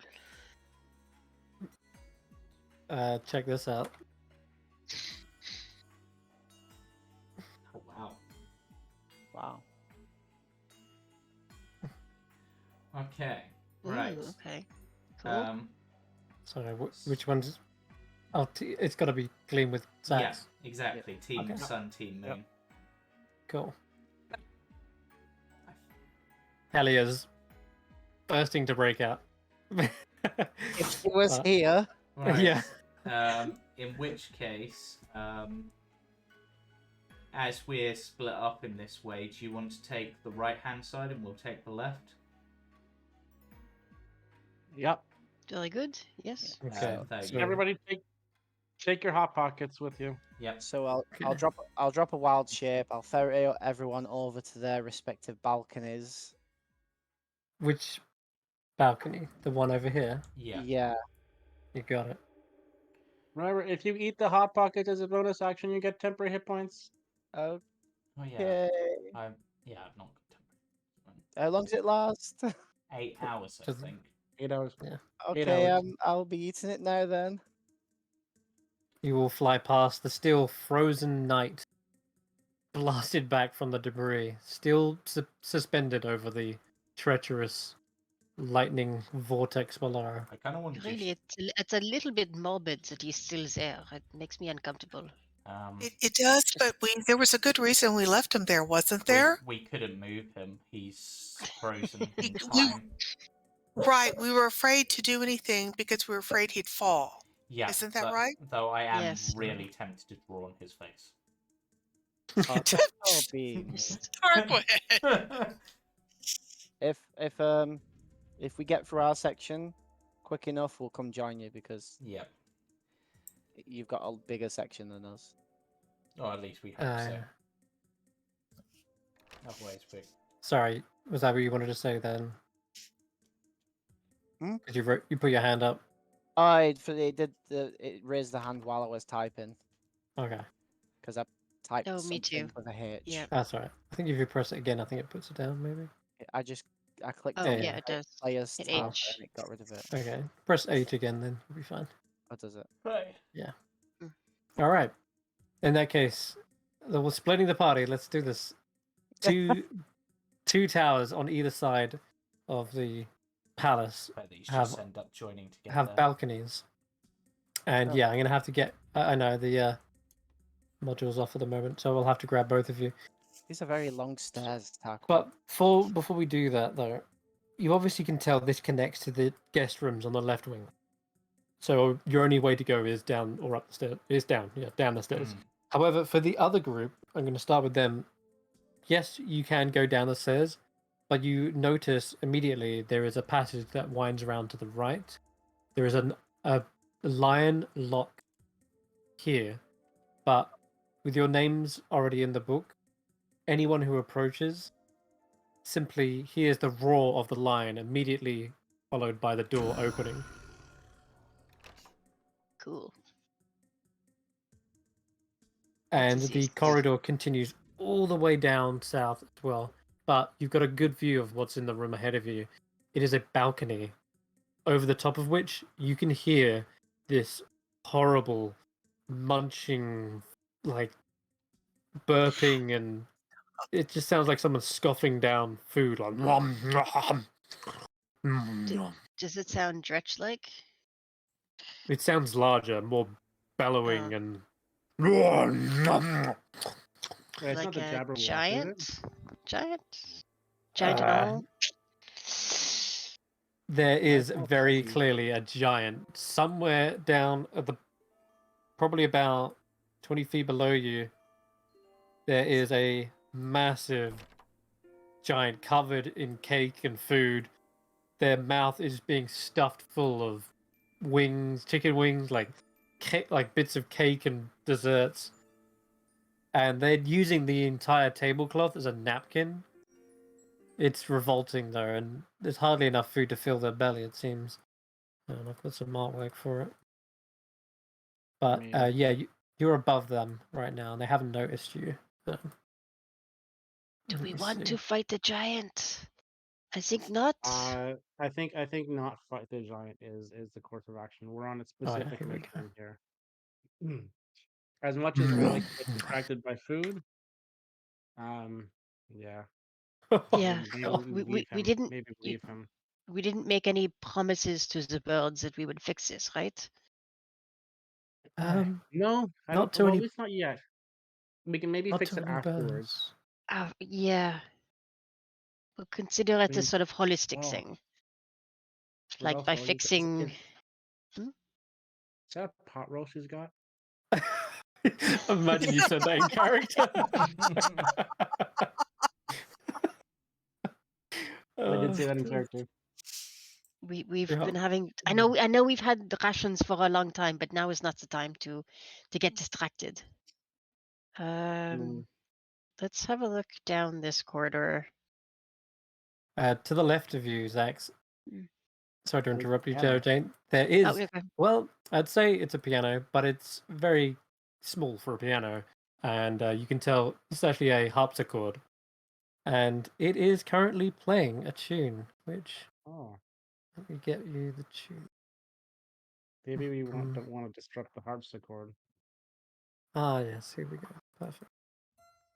It is this beautiful Baroque piece being played on this harpsichord, and there's a door in front of you as well.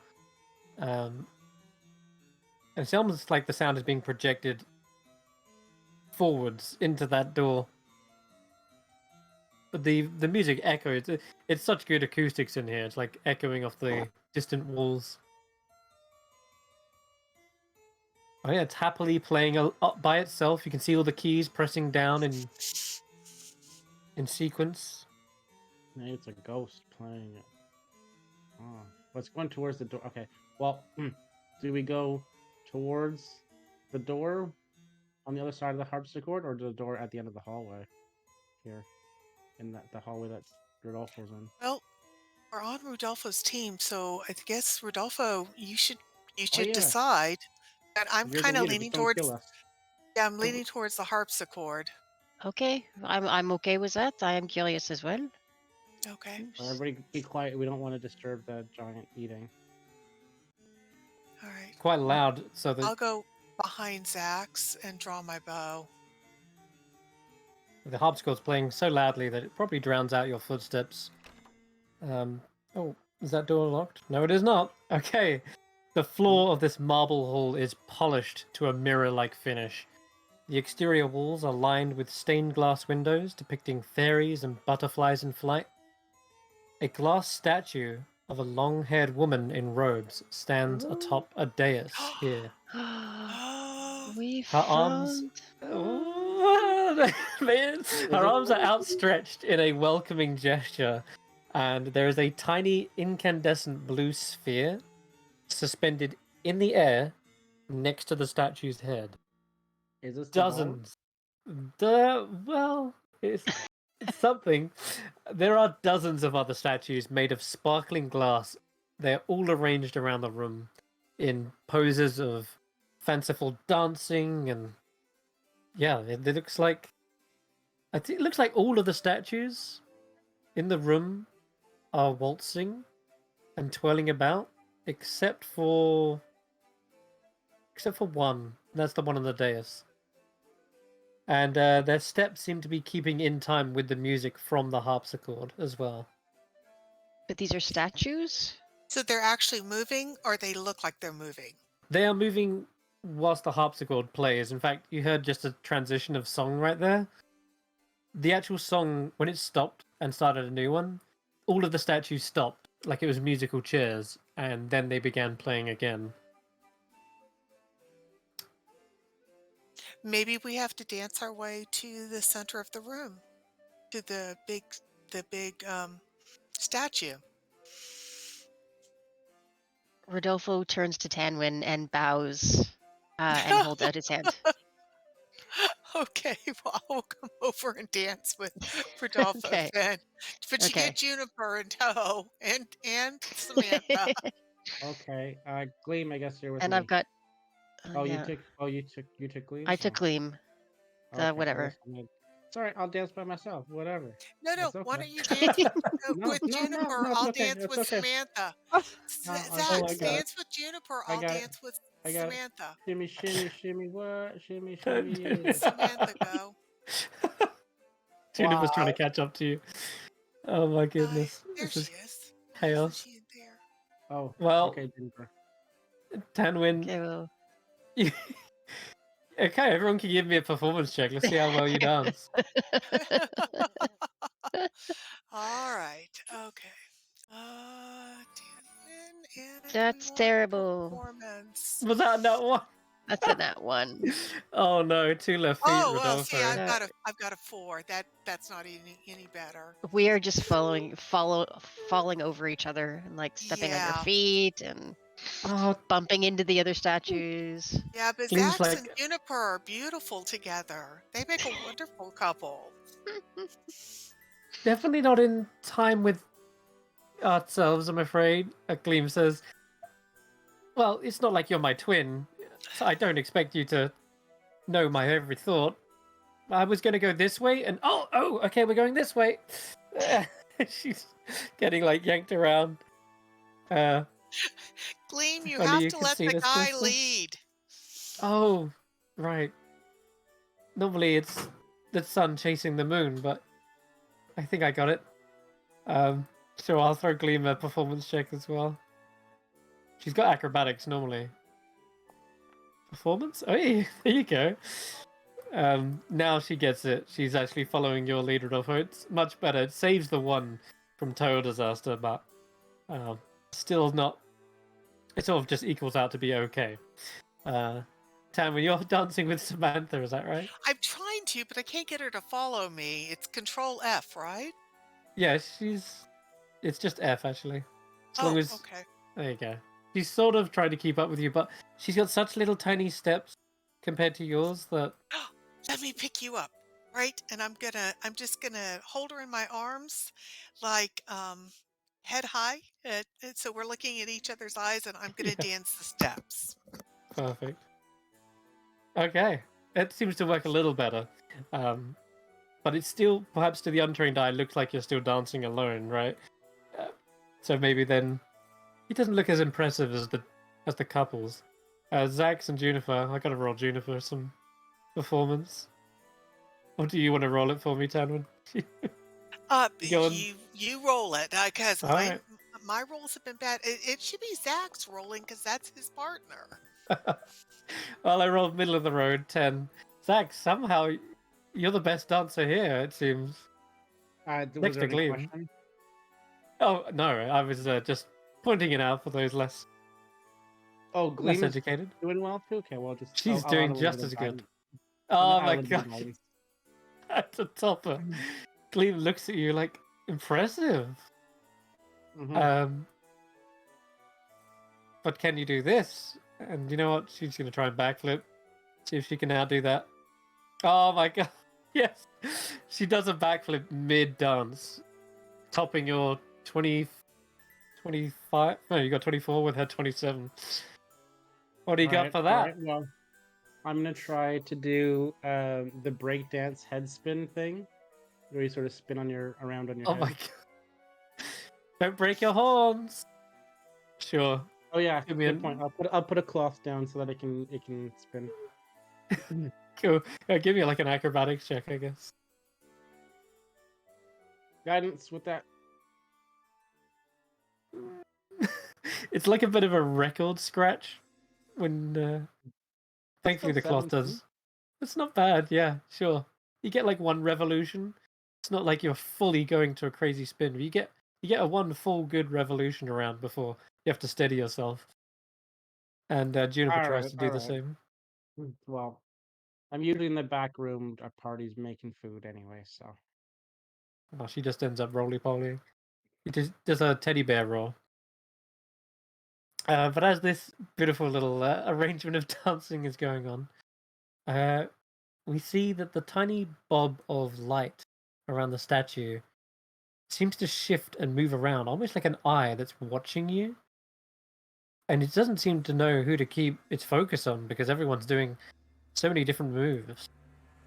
But it's obvious that something about it is like sentient or alive. It's not got the ability to perhaps speak, but you see it like zipping and zooming around near the statue.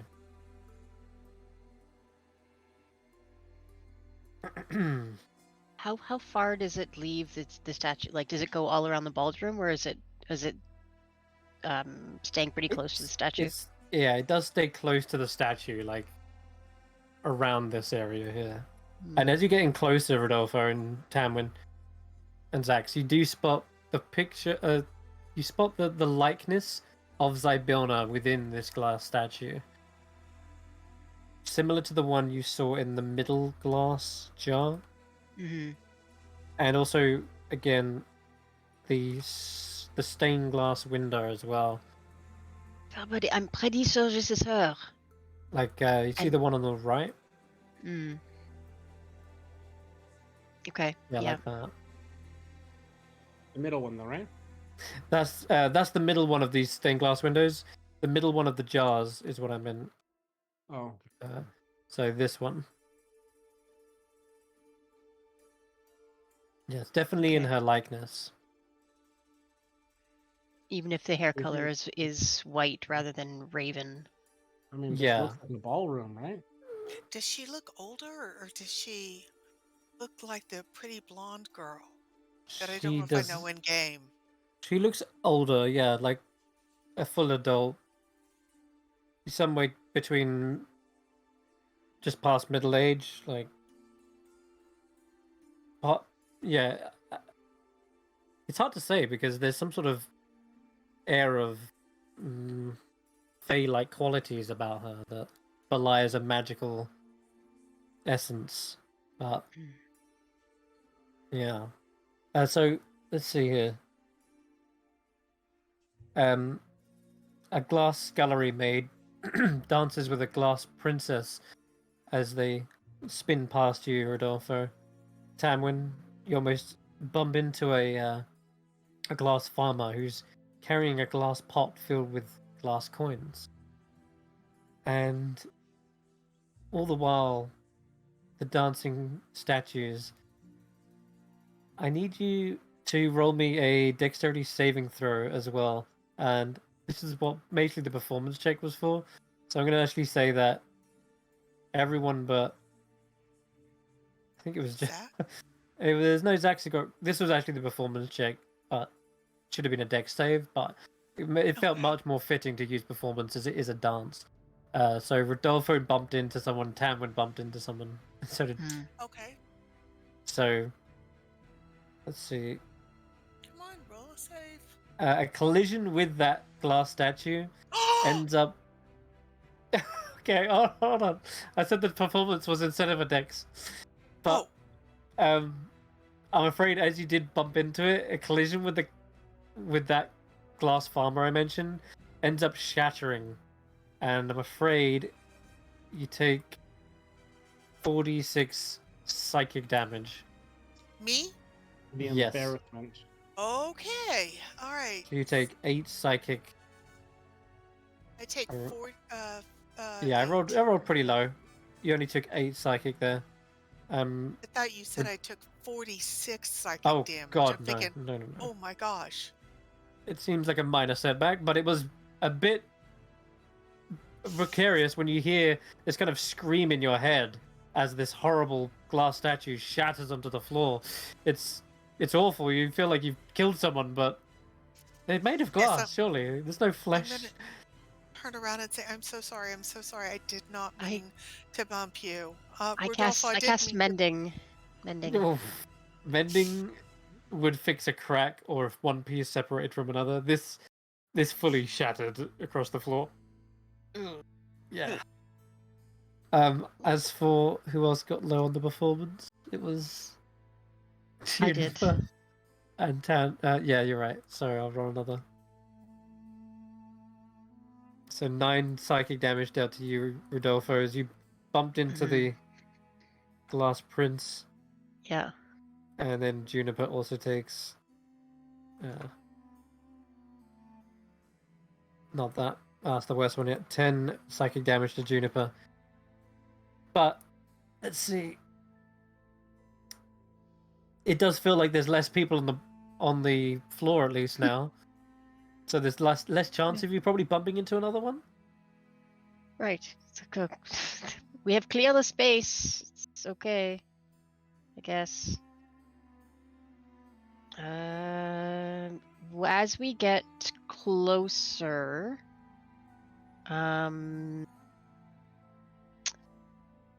does the Zybilna statue change at all, or the light as we kind of circle in closer so that we're all together here? Yeah, as soon as you've got close enough, you actually see something almost like translucent moving around near the floating glass, the blue orb I was mentioning. I'm gonna. And Okay, sorry. Go ahead. no, No, go no, on. no. Keep You going. go. I was Well, gonna it's say. moving, but it's. Oh god, sorry. Go on. No, just as it starts to move, I'm gonna whisper up at it when I swing by and go, "We are almost there. We have one of the 2 keys. Just stay with us." And I'm gonna look at the Okay. Zybilna figure and just be like, "Are you Zybilna? Yes or no? Blink once for yes, blink twice for no." You hear a voice come back towards you. I'm Oh, not yeah, I can expect- Zybilna. uh-oh. Oh, no. Who are you? And why are you smashing all the statues? Oopsie. Okay, psychically, I forget I can do this still. Can who you- are you and where are you? You can't do it unless you can see the creature. I don't Oh, I think. can't see the creature. Yeah, you try to feel out. There's some sort of presence here, perhaps, but you can't see it. So it's not the statue that's saying that. But your passive perception, Xaxx, is high enough that you can sort of see this translucent shimmer. It's up on the dais, and it's lurching over you, like almost like it's leaning towards you. What Okay, I are can see you you? now. I mean, I'm here to help. Who are you? Looks like you're here to vandalize.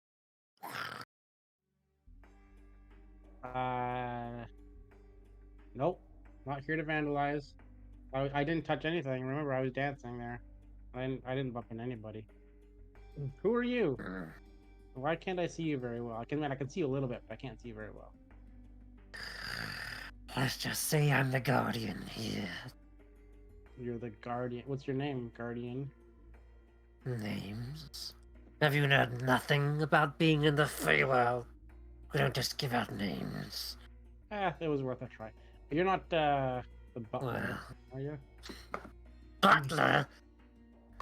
You suddenly see the translucent image fade away, seeing as you can see him. You see this grotesque, almost frog-like creature appear before you. Do I look like a butler to you? Webbed and clawed hands appear before you with these spiky fins running down its back. I suppose you No. could just call me Grey.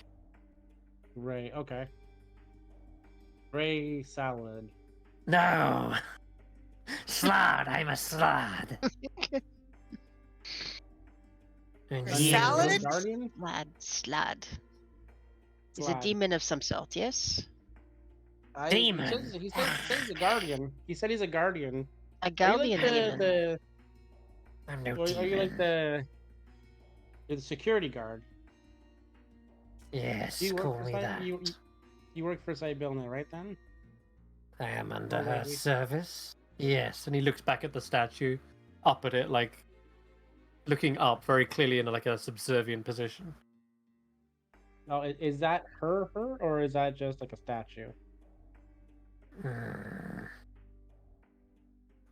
It seems to like lick its lips and tongue one of its teeth. Statue is in the likeness, so it is her. I mean, that's not actually her though. It's just a statue that looks like her. Is that what you're saying? What do Yeah, you have? Ygritte? Why do you have business with Zybilna anyway? We're supposed to. Frog spittle. Are you frog spittle? No. I'm going through the Do I names look- that were meant there. Do I look like a green hag to you? You obviously do. Hashtag algebra. I'm going through the names that we had in the book. You ones from the material plane speak in very strange ways. You're not. Okay. But you have not told me why you are here.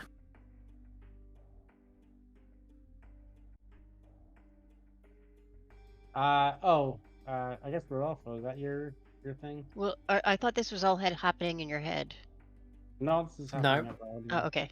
This is happening. Well, actually, Charming. you're right to ask that. Actually, this is telepathy, but she's able to speak with more than one person. It's not like just Are with you Xaxx. He can. Okay. Are you sure? No, Sean? we, Sean? no, well, this is not the library. No, you're not. Oh, the librarian's name is Sean. The librarian's name is Sean. Keep that in mind, Okay. everybody. we are here to set things right, I think, as much as we can. And Calamanzaros? I do And not like- That's write. it. I did not That's write my name in the book. If that's what you asked. No, but That is what we we were got your asking. name. I got Yeah. your name, though. I got your name. Calavan. Took you me long enough. My name is not even pronounceable by human tongue. Can I call you Caliman? Just Gray is fine. Gray salad. Okay, salad. Yeah. This one is testing me. So, You see a flicker of flame what's- burn what- between his fingers? what do you do Yes. as a guardian? You just make sure that nobody attacks the statue? Is that kind of how it Well, works? I was in charge of much more than this room, but it seems as though the palace was overrun by powerful villains, we'll call them. I did not manage to best them, so I slipped away. One And, with a flaming sword, another with a powerful staff. You have met these? Flaming swords. yeah, you we- mean the League of Yeah. of troublemakers? The League of Mm. Malevolence. Yeah, we killed them, I think. Yep. As of right now, Just the I have no commands. My master is frozen, as are a lot of others I see. Do you have any standing orders? It was to guard the palace. But I cannot Ah. do that alone. And to Oh, guard no. this. And it points with a long, spindly finger towards the blue sphere that hovers above his head near Oh, the statue.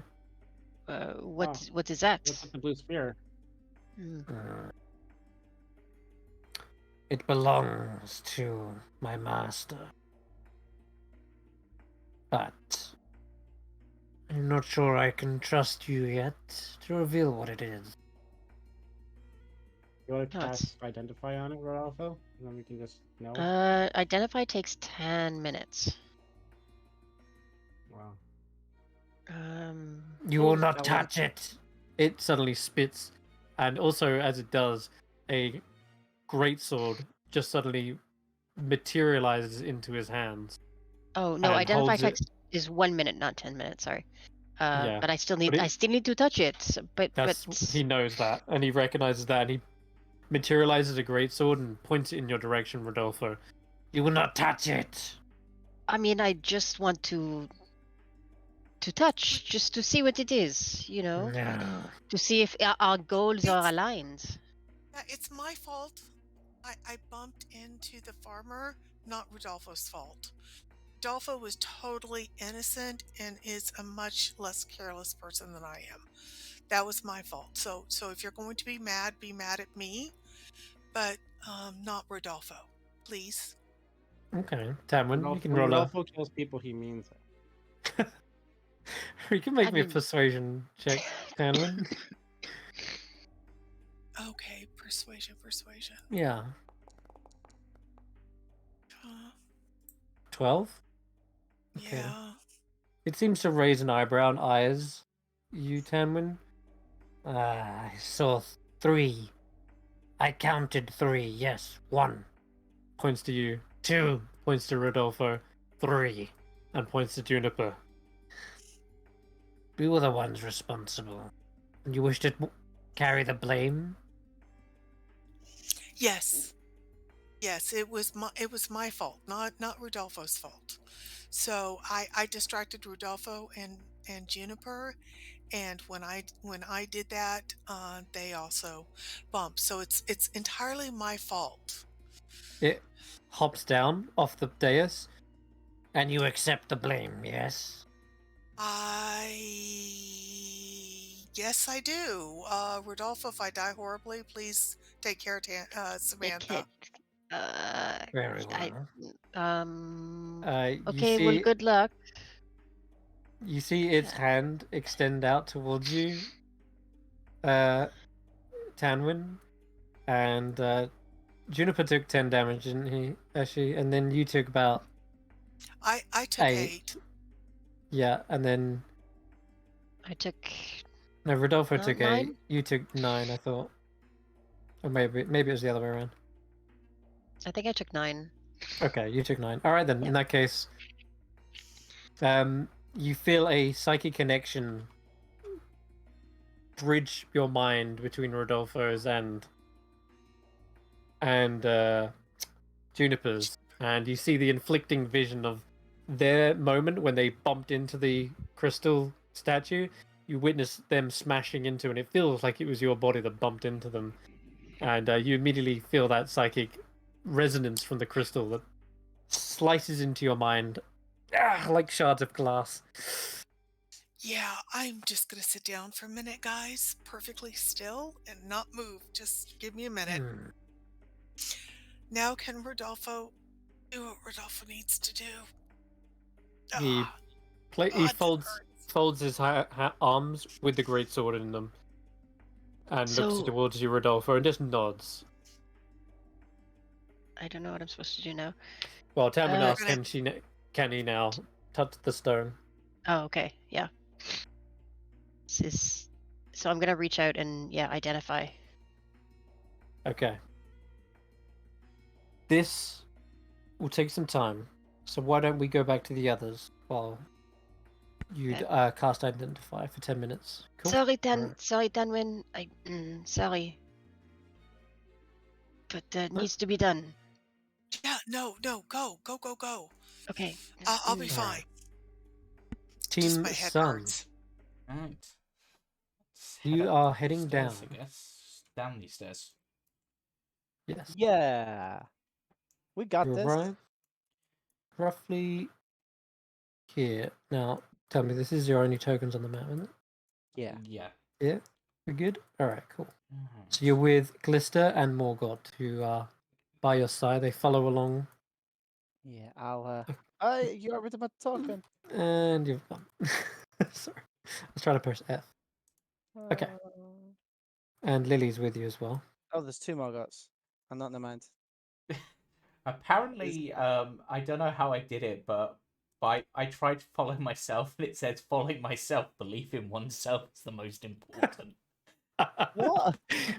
Just you following your rabbit tail around like. If you Okay. if you click on your character token and press F, it says that. Apparently. Following yourself. It's cute. Right. Okay. So let's say we got a fair bit. Do you want to go up or down? These are line locks, and just getting close to them, you hear the roar and a subsequent release of the door.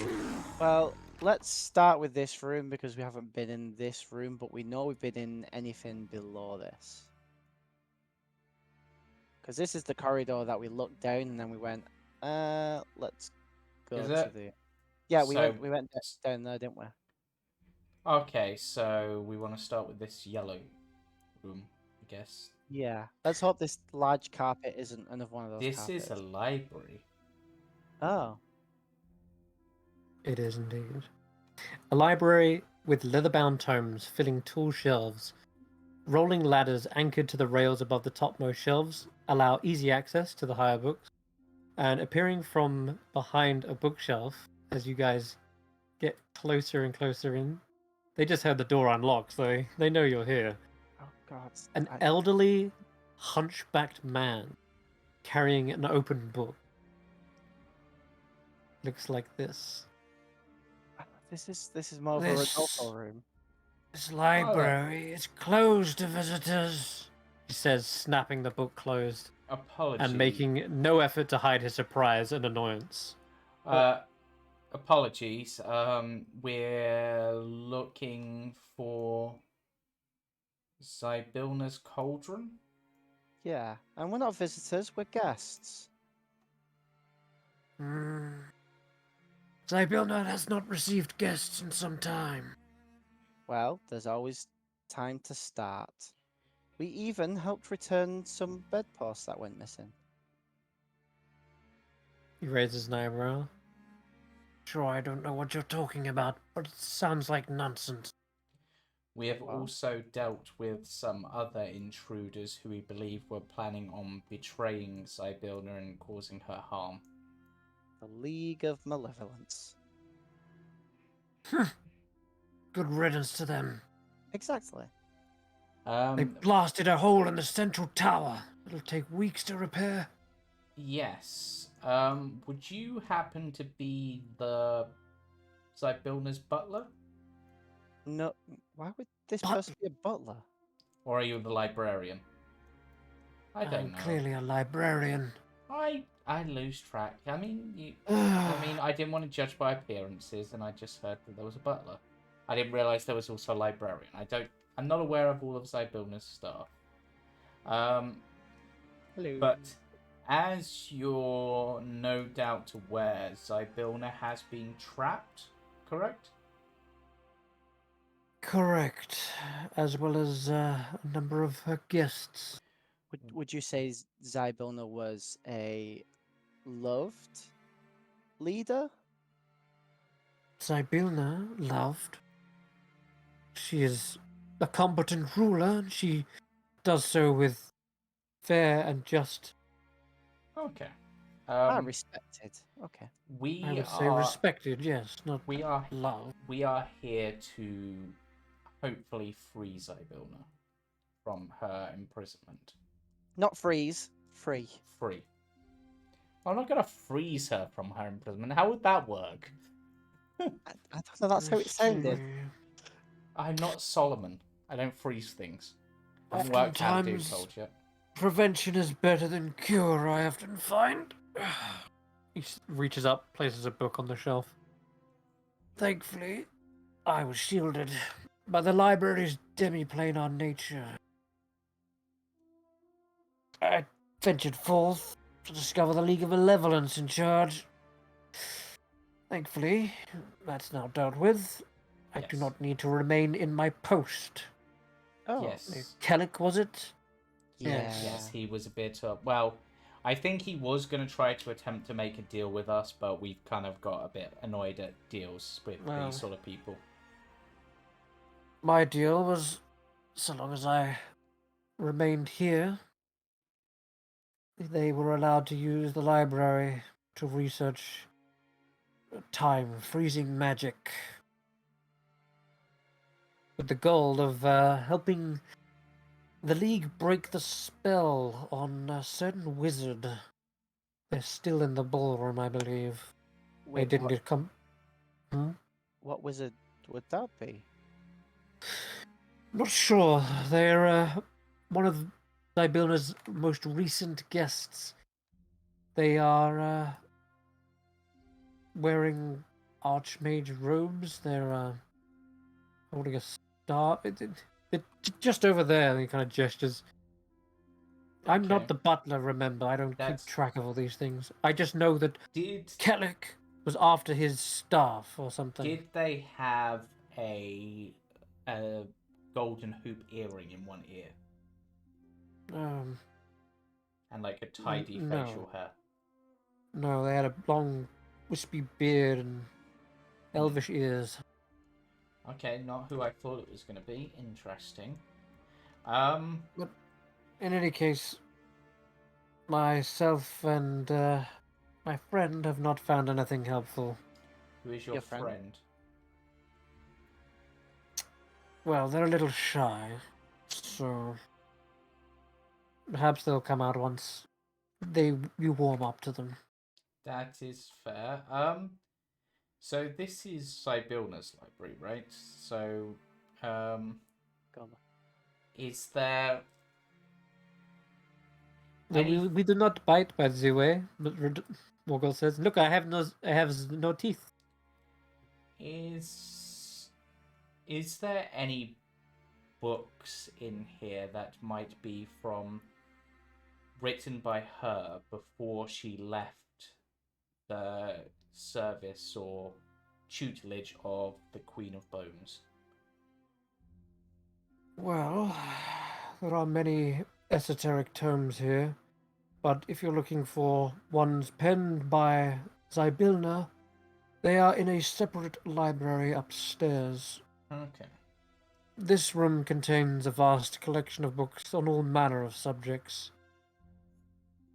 but it exists within a separate plane. Do you mind if we have a look round? See if there's anything that might give us some useful information for freeing Sibylna? Yeah. Hmm. And can we meet your friend?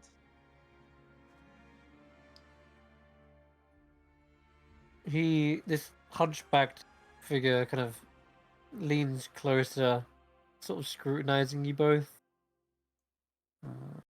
I'll be keeping an eye on you.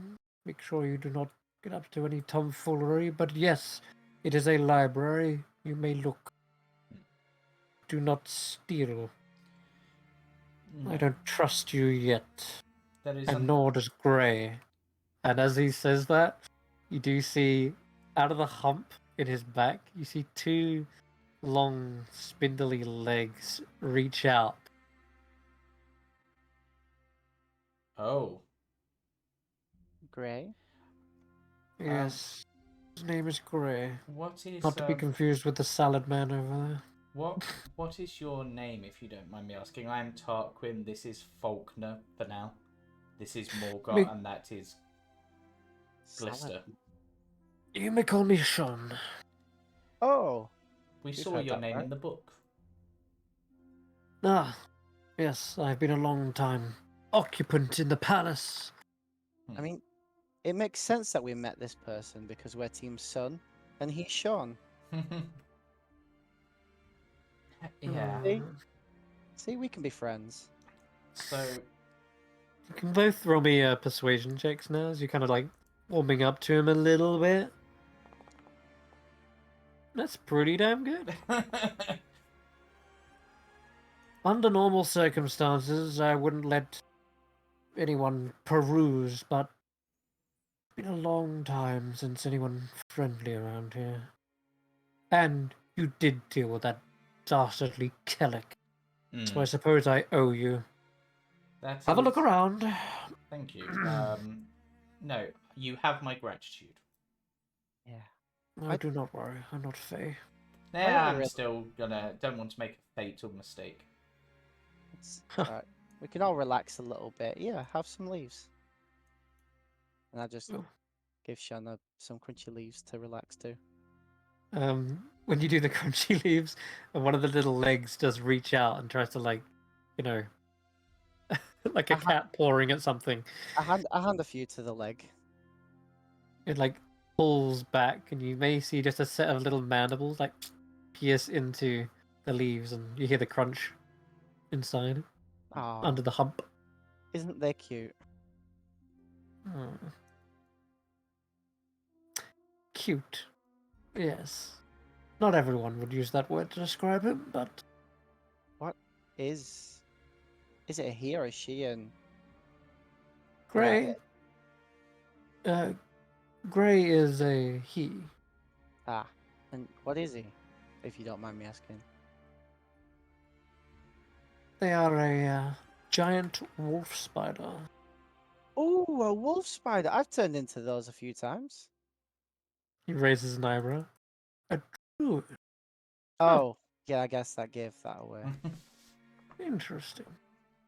Well, we have many books on nature's domains, primal spells, and the like. Do you have any books on dragons? Yes. Dragons. You're Dragons? wondering about the Jabberwock, aren't you? Well, that is part of the reason, yes. Wait, Speaking of, you you should keep your voices down.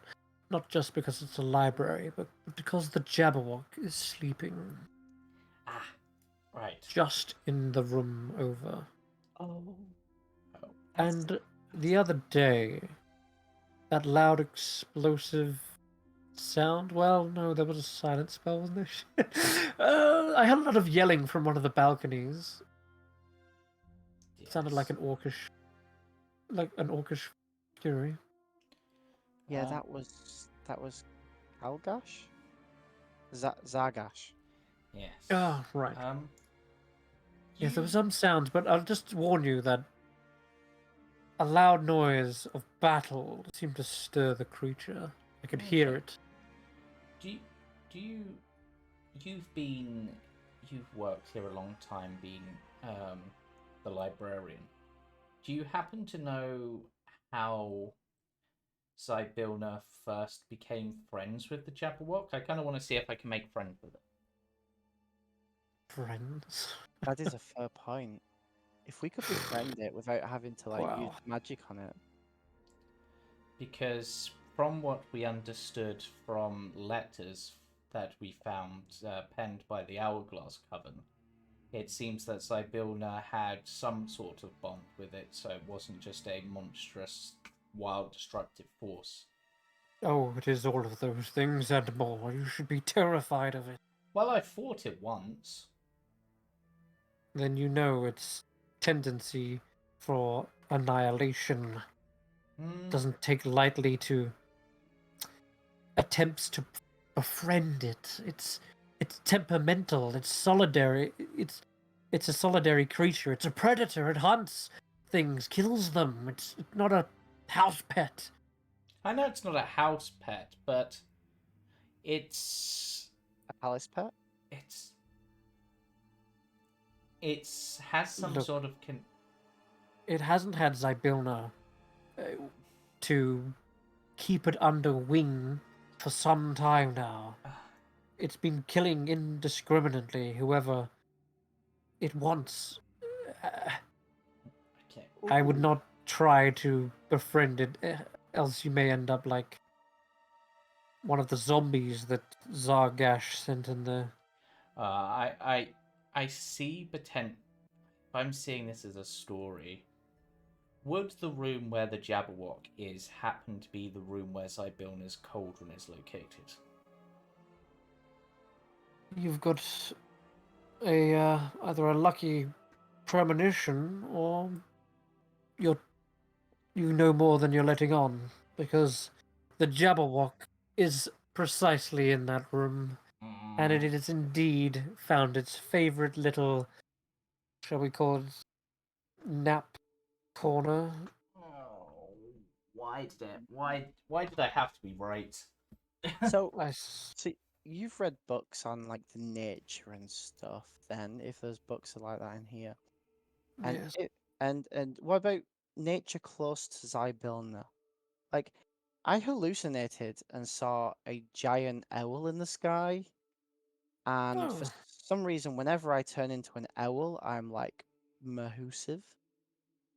Do you look like this, perhaps? He reaches up to a nearby book, pilfers it, and flicks to an instant page he knows off by heart. And it depicts that gigantic owl, almost exactly like the artwork I showed you the other day. The massive one, wings outstretched. Yeah, that's what I looked like. Yes, that is Bloody Beak. And what is Bloody Beak to Zybilna? Well, it is how you put it, another palace pet, shall we say.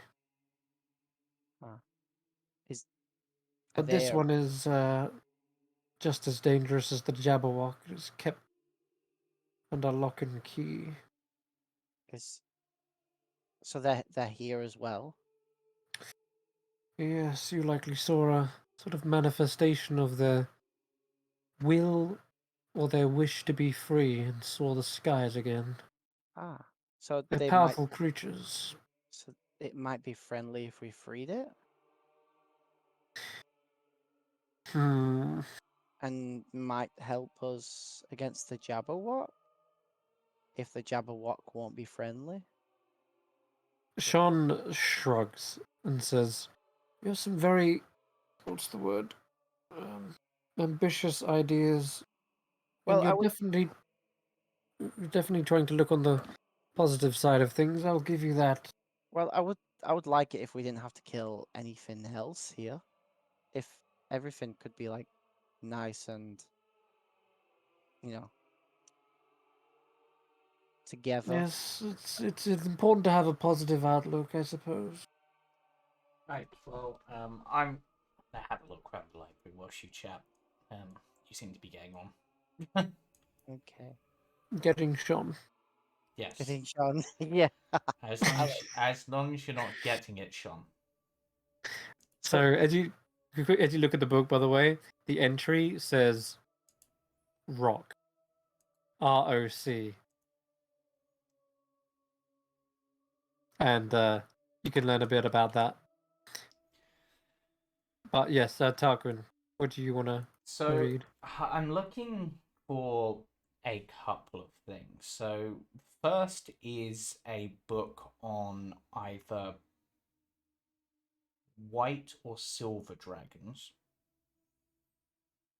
The second Okay. is a book on goddesses or gods and goddesses, particularly relating to the moon. Okay. And thirdly, would I be looking for anything else? I'll also look for a book on green dragons, or I'm trying to think what's the metallic one that has poison breath? Brass or something? Yeah. Basically, I'm looking for No, that might be fine. It might be bronze. No, bronze is fine. I'm looking for the two cold dragons and the two poison dragons in books because I'm trying to study them to that connection. None of the metallic dragons have poison. No, they don't. But there's It's two acid, fire isn't it? ones, isn't there? Which is odd. Yeah, there's red and Gold bronze, and right? brass.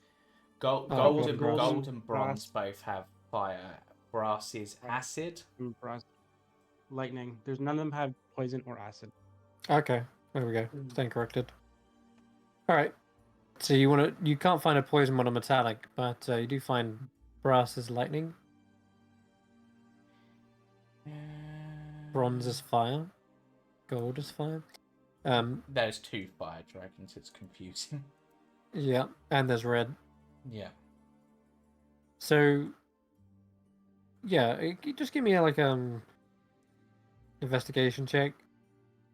Yes. That's not bad. Yeah, it's not bad, and this is a library that's obviously organized in a uniform way. So you do find books on dragons, absolutely. Sibylna has done great research on them, considering she has one in her domain. So, yeah, you can find what you're looking for that details the entries you're after. Yeah, so Tarquin just sort of leans out his head. Do you mind if I borrow these two books, or do they have to remain in the library? Just checking. I'm not sure what the rules are, because I know some libraries you No. can check them out. Absolutely not. Okay. This is not a renting library. You can only peruse them here. Right, I'll just read them over here then. So Tarquin, because he's been focused on that one the most, he'll start reading the book on the cold dragons because he's trying to unlock those abilities, and hasn't ran into a cold dragon and probably isn't going to, so he's trying to understand to unlock that. Okay. Yeah, you gain some further deeper understanding on how elements manifest themselves and what metals and what chromatic dragons represent which element. Interesting. So you're kind of getting a fuller picture of everything. Like the way of your elements is vast and multiple. So Ah, there's some dragon types here I've not even heard of. What the hell's a Mercury A behir? dragon? A behir? God, there's all sorts of draconic-like creatures. But none of these dragons even seem to match the Jabberwock. Like, the Jabberwock is... almost one of a kind. Yeah, it's like a dragon, but not a dragon. Indeed. And it's not a fairy dragon either. But it feels like it comes from a fairy tale. Trust me, I have already deliberated much on the subject of it, of its existence. Now it's almost like someone made it up. How... Oh, yarn spinner, I bet it's your fault, somehow. How did... As you say yarn spinner, you see the little twitch of the spider. Wait a minute. Gray, are you one of yarn spinner's spiders? It scampers away. I mean, if it helps, he's sort of a friend of ours. We're not going to report you back to him, though, if you're hiding away from him. I realise he can be a bit of an... He's a bit of a taskmaster, from what I gather. It climbs over the bookcase there and drops back down. It's like he did recognize the name, but it doesn't look like he can speak. And Sean confirms this. You're talking to my spider. He seemed to recognize the name, so he's obviously quite intelligent, you know. Well, I've been trying to teach him to read, but speech is definitely out of the equation. That's fair, that's fair. Can he write things down? In web, yes. Oh, that's quite clever. No, I think I read a book like that once. You have it. Thanks. But do you know how Zybilna kept the Jabberwock under control? Like, did she have some sort of tool, or was it just like her sheer presence?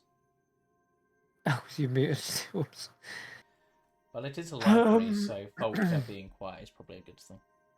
Well, there are many enchantments Zybilna has under her disposal. She even taught me some of them.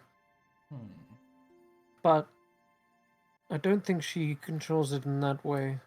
I think it's almost as if the Jabberwock sees an equal, perhaps, like that of a powerful predator does not go out killing another predator. Okay, so simply because they're competition, they hunt the same thing, and so I suppose they, out of respect, they perhaps tolerate each other's presence. So in order to in order to deal with it, we probably are going to have to fight with it or wait for it to leave. But that would be the other book. Do you have any books on the Summer Court and its members? Summer Court.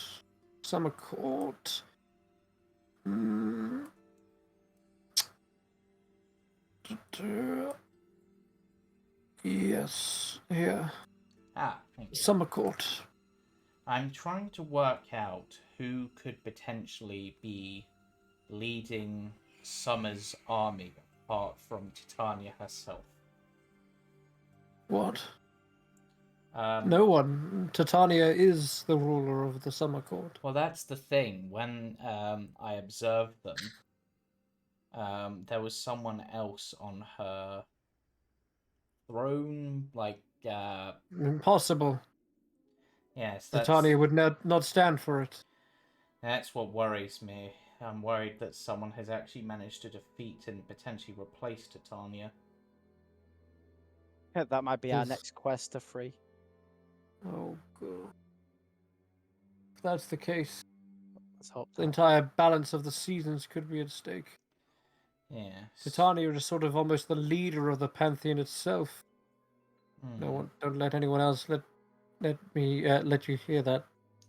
Understood. But Titania is most definitely one of the more powerful archfey in existence. Yeah. Speaking of that, because I realise you've been locked in the library and might not have seen, the Summer Court is marching on Prismere as we speak. That's kind of why we need to freeze our building ASAP. Did think it was getting a bit bright over there. Yeah. Well, then, in that case, and he starts packing up books. It's time to leave. Right, that's fair. I'm not going to stick around. This whole library could be burnt to a crisp. Exactly. How flammable parchment is. Are you able to carry all the books? Do you have like a book bag of holding? I'm going to need some help. Quick. Um, She goes up to Callista. Grab a sack. There's no time to explain. And she just starts piling books into the bags. Oh no, goodness! These are the second priority. I must get to the other library. Those are the most important ones. I try and get the spider to come up onto my back. You see the spiders trying to at the moment make a web sack, like a big web, basically to contain all the books. But yeah, you can try to. If you want to give me an animal handling, just so if it can skirt its duty. Yeah. Cool. You're distracting it. It seems set in its ways like it needs to help protect these books. I'm afraid it isn't distracted by you. You said the main library is upstairs, right? But up above here is the guest rooms. And I didn't see another way up further. Or is it on the other side? It's you want to know, it's like up above here, and he kind of points in this corner. Oh. And up. Like, how do you get there? I'm sure we went in that room. I think it's like a guest room / library. He says, well, you swim, of course. Wait, what? Or sail would be preferred. What? Okay. At this point, he sounds irate, panicked, and completely senile. Well, perhaps would you like us to come up and help? You'll just get in the way. Okay. Now that I know there's no dangers, I must away. Okay. Damn doors. There we go. How funny would it have been if we'd crossed out everyone else's neck and blood except us? Yeah, he just runs into the door. That'd be hilarious. Where are they going? Yeah. Okay, so he is going to go up these stairs, probably. No, wait. Let me check. Wait. Yeah, I'm confused. Yeah. In some time. A secret library? He's going to need to go, funnily enough, where the other party are. So he heads across the ballroom, in actual fact. So yeah, we're going to have to, if you want to follow him, you're going to get... You're going to go right into that. Well, he doesn't want to... Actually, maybe he doesn't want to go past the Jabberwock. Is there another way around? I mean, isn't there a corridor here, or is this the one where the Jabberwock is? Oh, he's actually kind of screwed. Oh, damn it! He just scratches his head and realizes at this point, the central tower destroyed and the Jabberwock in the ballroom, and the eastern tower destroyed by that damn beanstalk, means the only way in is, well, the ballroom. It was nice meeting you. Bye. No, he freezes in his footsteps. So I can't just run across there. Where did I go? Oops. Where did I go? Oops. I activated the wrong scene. So yeah, he stops in mid-tracks and realizes he has to cross the ballroom where the Jabberwock is. Huh. I'm still looking at the map. So we're gonna say that Sean's kind of frozen with indecision at the moment, but Faulkner, as you head on out and look left, you do spot another chamber, which I'll describe for you when I've loaded you back onto the right one. It's a pooping chamber. No. No? Uh, What? pooping chamber, It what? looks like cubicles. You're sorely mistaken, I'm afraid. And there's a bin for your moist toilets. Oh no, this is this a changing room? Like That's exactly what it is. This is a one wall of bathhouse. one Awesome. wall of the chamber is lined with wooden cubicles, each one containing a small bench and a hook for hanging clothes. Underfoot, a mosaic floor depicts images of demons, Ah, and there is a little basket in the corner. what am I doing here? Hello? Okay, you open up the door from the changing rooms into a massive pool of water, except on the eastern wall, a massive blast has just damaged the wall, and you see debris fallen everywhere, and on the left side as well, big gaping hole through the wall, and floating, or rather standing on top of the water in the middle of the pool, is a blue-skinned water genasi, and he seems to be mid-casting, like he's conjuring the water to his will, and he seems to be focused with with absolute determination in the direction to the right, like he's like aiming his spell at something. Hello, new friend. Don't mind us, just passing through. He is completely frozen in time. Oh, okay. I You just just got see really his- confused. I'm like, how's Eridanos here? Oh my god! Okay, I'm just gonna make sure everyone else is seeing this because Oh, I don't think you're no. on the map. Oh, This is about to. Oh no! why is Ember here? Okay, let me pull everyone back to the right scene because I think Sarah Jane is off somewhere else. We're in danger. Well, I'm imagining these are frozen in time too, but The Jabberwock, though? Sorry, I'm pulling everyone back. you can So see let me can't give see you. anything, yeah. Is it because you're out? I can That's see weird. it. I Alright, hold can't on. from this I- angle. I feel like it's all messed up, so let me activate the other scene and then pull everyone back again. And whilst I do that, I'm going to bring up a description of this massive room that has so many people inside of it. Most of them, however, before you worry about being in danger, are completely frozen in time. They're as still as a statue. But, Most. yes, most. A grand ballroom lies before you. The northern part of the floor is splintered with remains of 3 doors that have been knocked off their hinges, leaving openings through which you can see adjoining rooms. Yeah, here we go. Frozen in time. Throughout the ballroom, royal courtiers stand motionless, their eyes fixed on a black iron cauldron atop a dais in the middle of the chamber. Dark vapors rise from the cauldron, and a huge, dragon-like monster is coiled directly around it.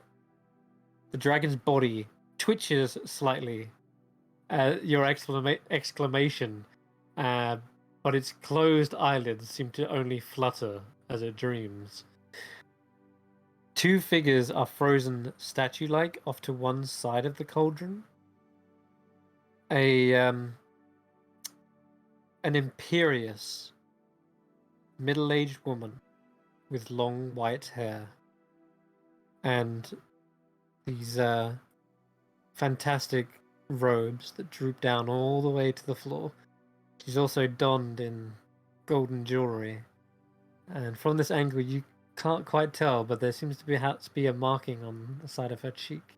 Yeah, if my mask isn't set to grassland already, it is going to be now, and I'm casting Pass Without Trace.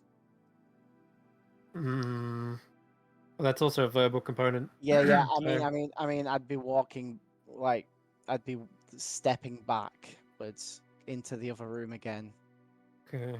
and then casting Pass Without Trace.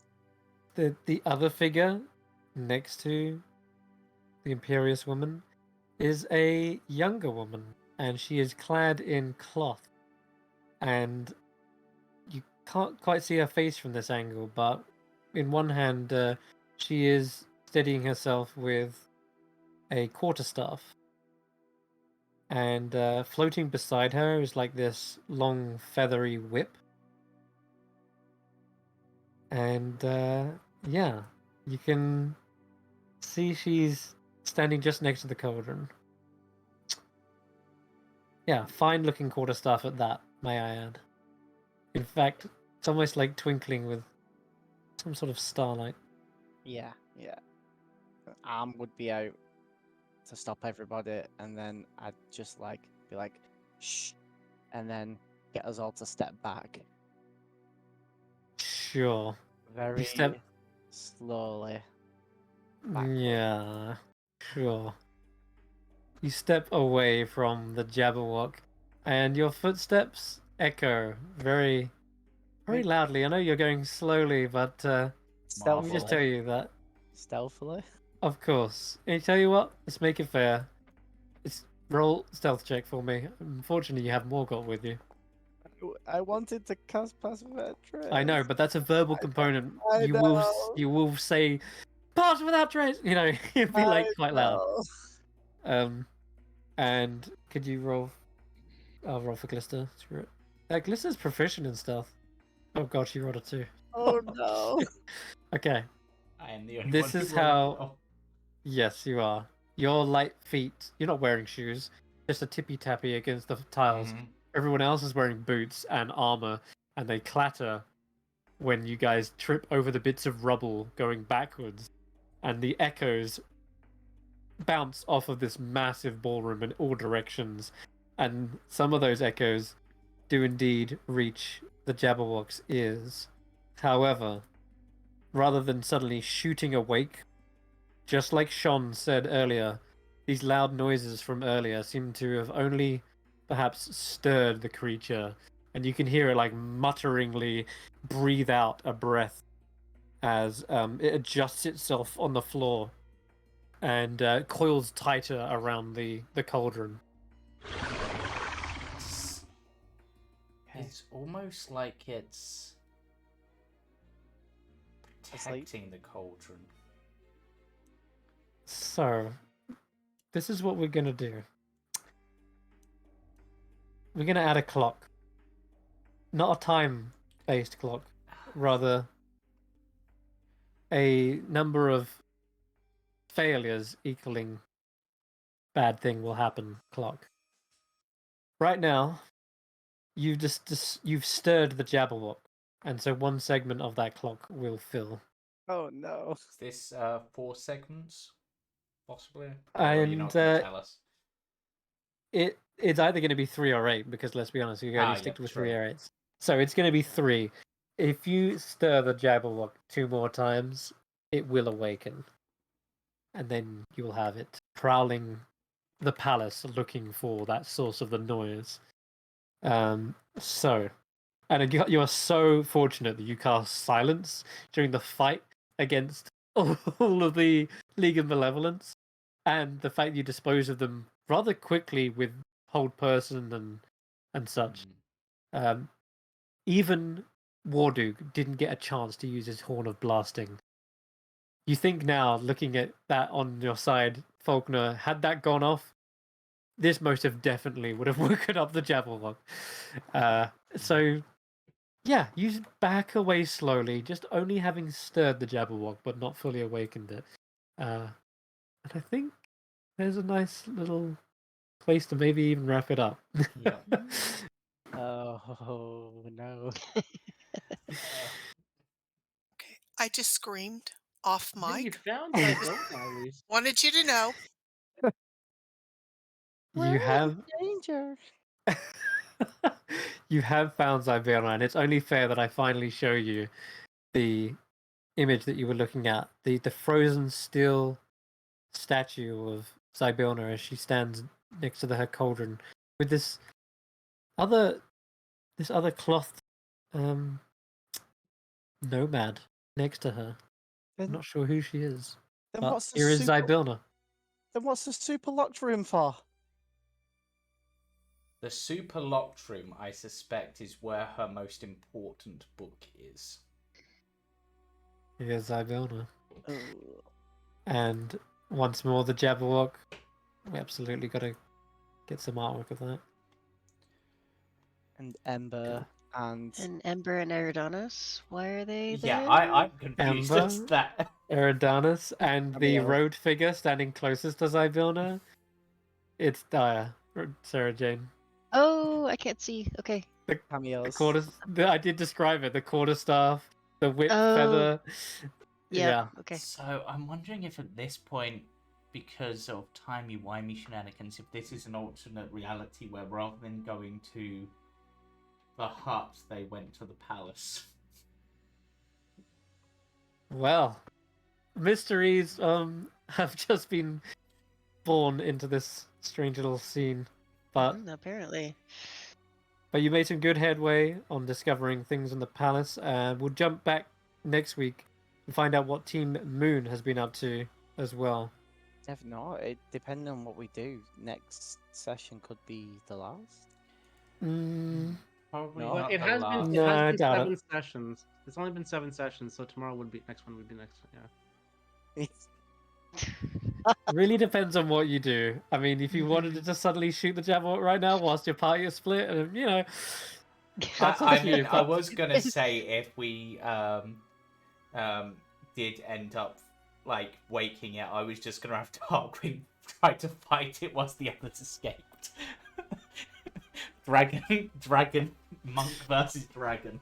I beat it good once. luck. That's all I can say. Is good luck. I beat it once. I'm pretty sure one of its best things is a dex save. I'm at high enough level that I have the thing for that. Well, that's a ballsy move. And yeah, you can already see the destruction that's wrought through this palace. Looks like a fight was going down here, and Eridanus is in the middle of casting a spell. Not that you know their name, Is it- not that you know who they are. Is it actually Eridanus and Ember and Daya? Like, is it actually them? It's not just Ember, it's Heladus. And he too Oh, is mid. Heladus. He looks like he's taken a hit as well, and he's got fire in his eyes as if he's trying to fight something. But he's looking almost straight towards the cauldron, really. But the Jabberwock's there, so you know no clue what's going on, what happened. And all Oh. the other goblins and fairies are frozen in time as well. There seems to be even like a little pair of drow. There's a quickling, and there's even a bullywug knight, maybe even noble. They're all frozen in time. The whole room, except the Jabberwock, is frozen. So yeah, but yes, we will catch up next week. Yep. Stay tuned. See if they can sail to the library, whatever the hell that means, and deal with a massive giant eating all the food and Mr. Salad, of course. Yeah. So yeah, All right. find out next week. Bye for now. Bye bye. Bye.